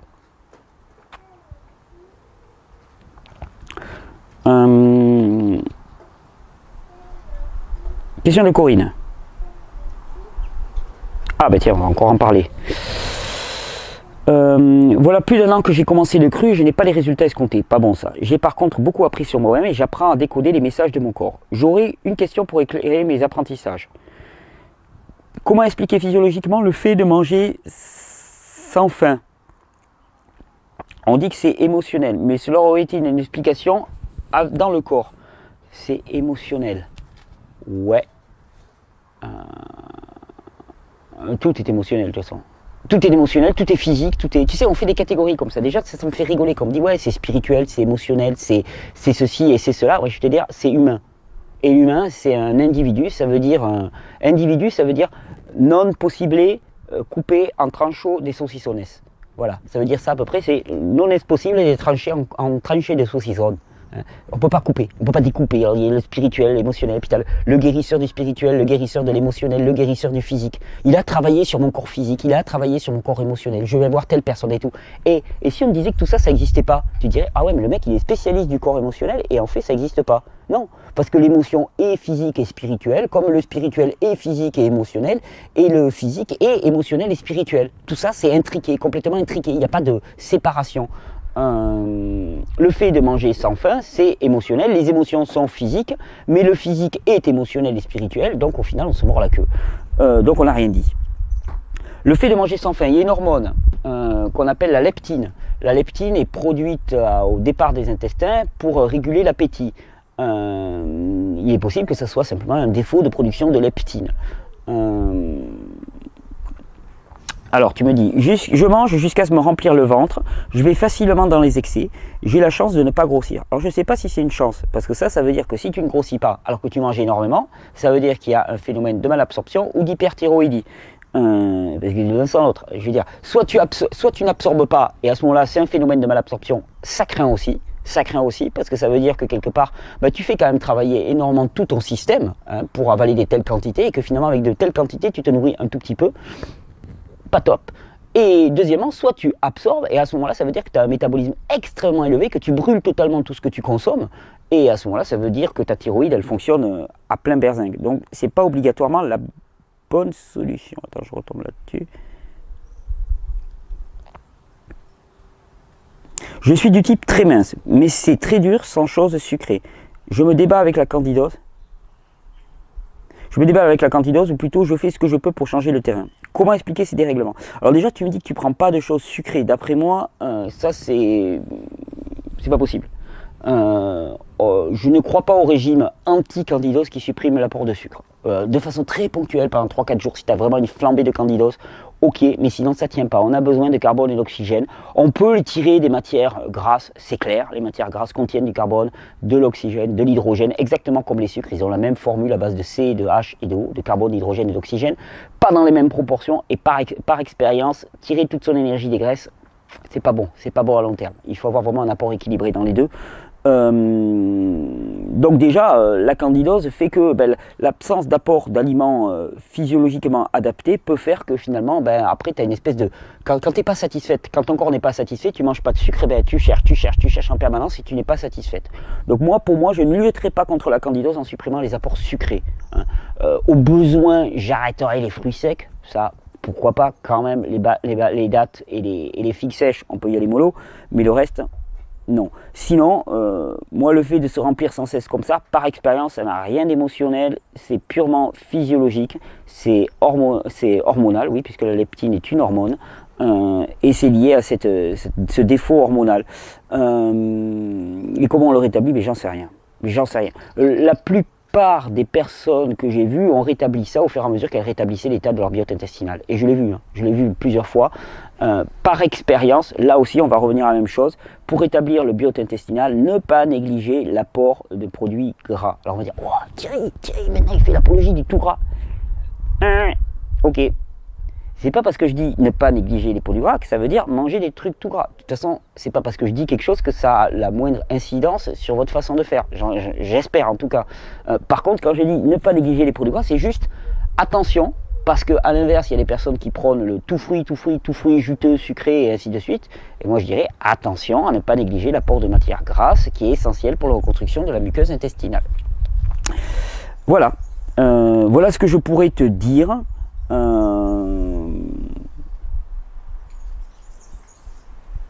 J'ai pas d'autres pistes. Tu m'y fais penser, je ferai une vidéo spécifique sur ce sujet-là. Je vais essayer d'être plus exhaustif. Je la garde avec moi et je vais essayer d'être vraiment le plus exhaustif possible. Qu'est-ce qu'il nous reste?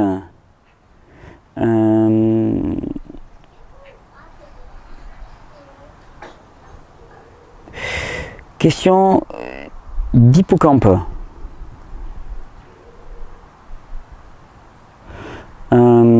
Bonjour à toute l'équipe, je vous écris au sujet de mon compagnon. Il a fallu attendre que nous nous retrouvions aux urgences hier soir pour que je me décide. Parfois, il faut en arriver à de telles extrémités pour oser demander. Mon compagnon présente les symptômes suivants. Urticaire généralisée depuis plus de 6 mois à la suite d'une prise d'hallucinogènes. Mais il en avait déjà eu pendant 4-5 mois l'hiver 2013, après avoir commencé à consommer du cannabis, et s'était passé avec la prise d'anxiolytiques, qu'il avait ensuite arrêté de prendre sans que cela ne recommence. Il a des boutons rouges sur tout le corps qui apparaissent et disparaissent selon les moments. Des démangeaisons intenses la nuit s'il ne prend pas son anxiolytique anti-allergique. Ouais, un anxiolytique anti-allergique, hein, c'est un produit qui va bloquer le fonctionnement du système immunitaire. Hier soir, grosse compression à la poitrine, urgence, risque infarctus, prise aspirine. Finalement, le médecin, excuse-moi,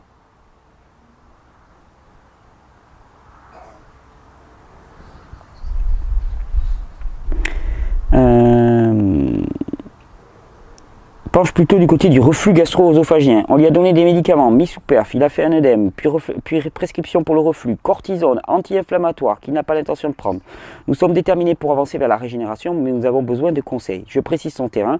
Rhume des foins intenses au printemps, récurrence d'état fébrile, dépression importante, pensée suicidaire, excitation, colère, emprise du mental. Actuellement, sevrage cannabinoïde depuis 3 semaines environ, plus remise en condition physique, pas un moment facile. Je voudrais savoir quel complexe de plantes, quel jus, quels fruits et légumes privilégiés pour l'aider.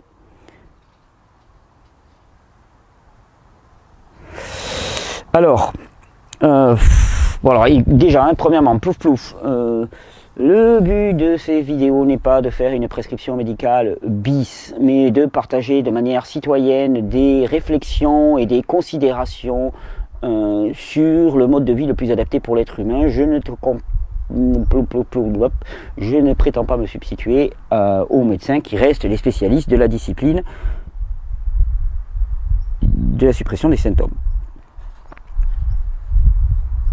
Alors, rhume des foins intenses au printemps. récurrence d'état fébrile, dépression importante, pensée suicidaire, excitation, colère, emprise du mental. Moi, quand j'entends tout ça, immédiatement, tu vois, là, c'est rhume des foins, dépression, excitation, récurrence d'état fébrile et ainsi de suite. Première des choses à laquelle je passe, ok, barrière intestinale complètement détériorée. Parce que si tu as un rhume des foins, si tu as des réactions allergiques comme ça veut dire qu'il y a énormément de produits toxiques qui passent à l'intérieur du système. Alimentation inadéquate et hyperperméabilité intestinale.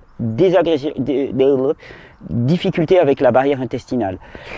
Le fait que ton compagnon se dirige vers des hallucinogènes, des psychotropes divers, du cannabis, indique là aussi toutes les conduites addictives sont liées à un défaut dans la production de neurotransmetteurs, dopamine, sérotonine, noradrénaline. On pensait souvent que c'était un défaut de la dopamine simplement, c'est plutôt un déséquilibre dans tous ces neurotransmetteurs qui sont massivement produits, voire quasi exclusivement ou principalement produits dans la sphère intestinale. Donc gros signe de dysbiose intestinale. Où est-ce que je commencerai? Là. Quel jus? Tous les jus de légumes principalement. Si ton compagnon est en sevrage, tu vois, pas taper dans les jus de fruits, attention, hein, qui vont vraiment amener à des détoxinations fortes. Moi, ce que je ferais, c'est que j'irais plutôt dans des jus de légumes, des jus qui vont nettoyer le sang avec de la betterave, avec de la carotte, avec des verdures, avec de l'épinard, avec de la blette pour faire fonctionner le péristaltisme intestinal, avec du persil pour faire fonctionner les reins, avec différentes salades. Moi, j'aime beaucoup ces jus-là. Du gingembre, du curcuma hein, pour calmer aussi la réaction allergique, le côté un petit peu anti-inflammatoire du curcuma. Tous les jus vont être bons. Couper déjà complètement les céréales à gluten, d'après moi qui sont une catastrophe pour lui. Rapidement toutes les céréales. Faire une transition, moi si j'étais à ta place, Plouf, si j'étais à ta place, je ferais une transition progressive et non pas massive. Je garderais une bonne part de cuit sous forme de légumes cuits dans mon alimentation, histoire d'avoir un truc qui plombe un petit peu, au besoin en utilisant des amidons comme les pommes de terre, comme les topinambours, les okras, les choses comme ça. J'éviterai systématiquement toutes les céréales qui sont un poison pour l'organisme.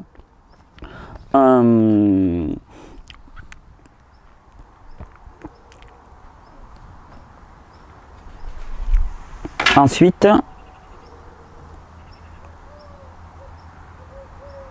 déjà ça devrait permettre de changer pas mal de choses au niveau de son fonctionnement. Excitation, colère, emprise du mental, pensée suicidaire, dépression importante. Ça, normalement, en 2-3 semaines, ça devrait dégager. Si ça n'a pas dégagé en 2-3 semaines, c'est qu'il y a une forte endotoxémie, c'est-à-dire que il y a vraiment les bactéries présentes à l'intérieur de l'intestin qui produisent elles-mêmes des produits toxiques. Et donc, à ce moment-là, il faut vraiment accélérer le nettoyage intestinal. Au besoin, prescrire une purge. Ah, une purge.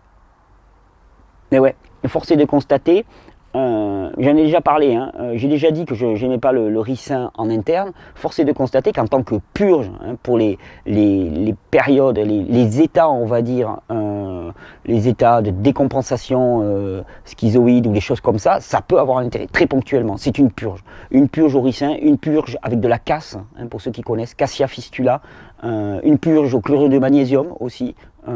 C'est des purges visant à nettoyer finalement d'un seul coup tout le contenu intestinal et à éviter l'auto-intoxication. Ça peut être une très bonne idée de se purger quand vraiment ça part en sucette. Ok, oui, mais très ponctuellement. Pour moi, en tout cas, en termes d'irritation, je ne suis vraiment pas favorable aux purges régulières, loin de là. Pour moi, c'est une espèce de cercle vicieux dans lequel on tombe très très facilement, mais de façon ponctuelle, oui.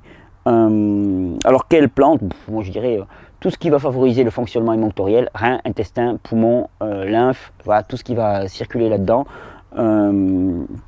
Il sera temps après, hein, j'avais fait une vidéo qui s'appelle Décroche de la bœuf, il sera temps après de s'occuper de la mémoire, avec du ginkgo biloba par exemple, qui est fabuleux pour la microcirculation, l'irrigation neuronale.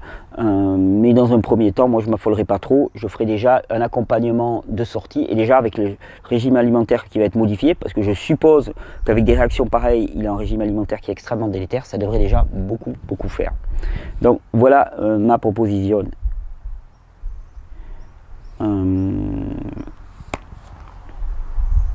Bonjour, cette question est à propos de tous les troubles fébriles dits de l'enfance, dont la rougeole, la fièvre scarlatine, à savoir si ce sont des maladies qui consistent le processus normal de la croissance, protection et élimination de l'individu. ce qui semble étrange selon moi. Sachant que c'est un processus d'élimination et non une maladie chronique, y a-t-il possibilité d'être empêché, évité si l'enfant a une alimentation saine? Sinon, quels seraient les remèdes naturels pour aider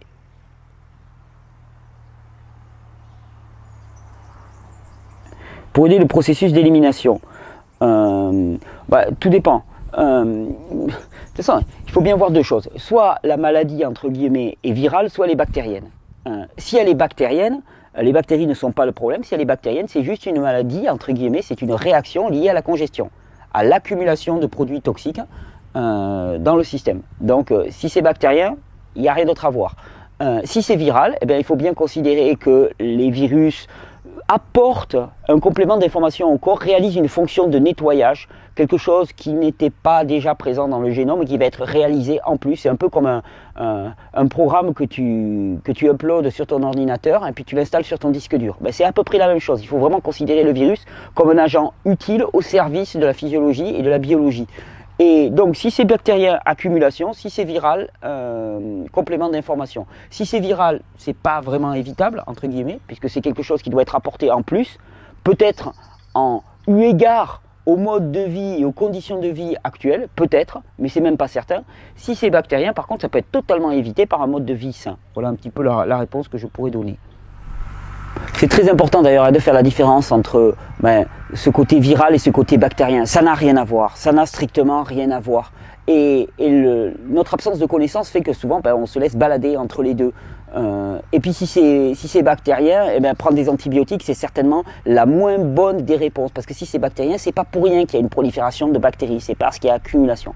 Vous avez vu, hein, le but de ces vidéos c'est de partager de l'information, de la connaissance, de l'émancipation et de l'autonomisation. Alors cette matière-là, elle est faite pour être entre vos mains et pour que vous puissiez l'utiliser, à bon escient, pour modifier des choses, pas simplement pour rester spectateur, mais pour réellement l'apprendre, aller la vérifier, aller la faire tourner, aller la valider, et ensuite l'expérimenter, parce que sans expérimentation, il n'y a rien. Ça ne doit pas rester là, c'est pas dans la tête, ça doit rester dans l'expérimentation directement. Je vous souhaite vraiment une belle aventure dans ce processus de régénération, de bons fruits, de bons légumes, de bons jus, du soleil si c'est possible un peu plus qu'aujourd'hui. Bonne régénération.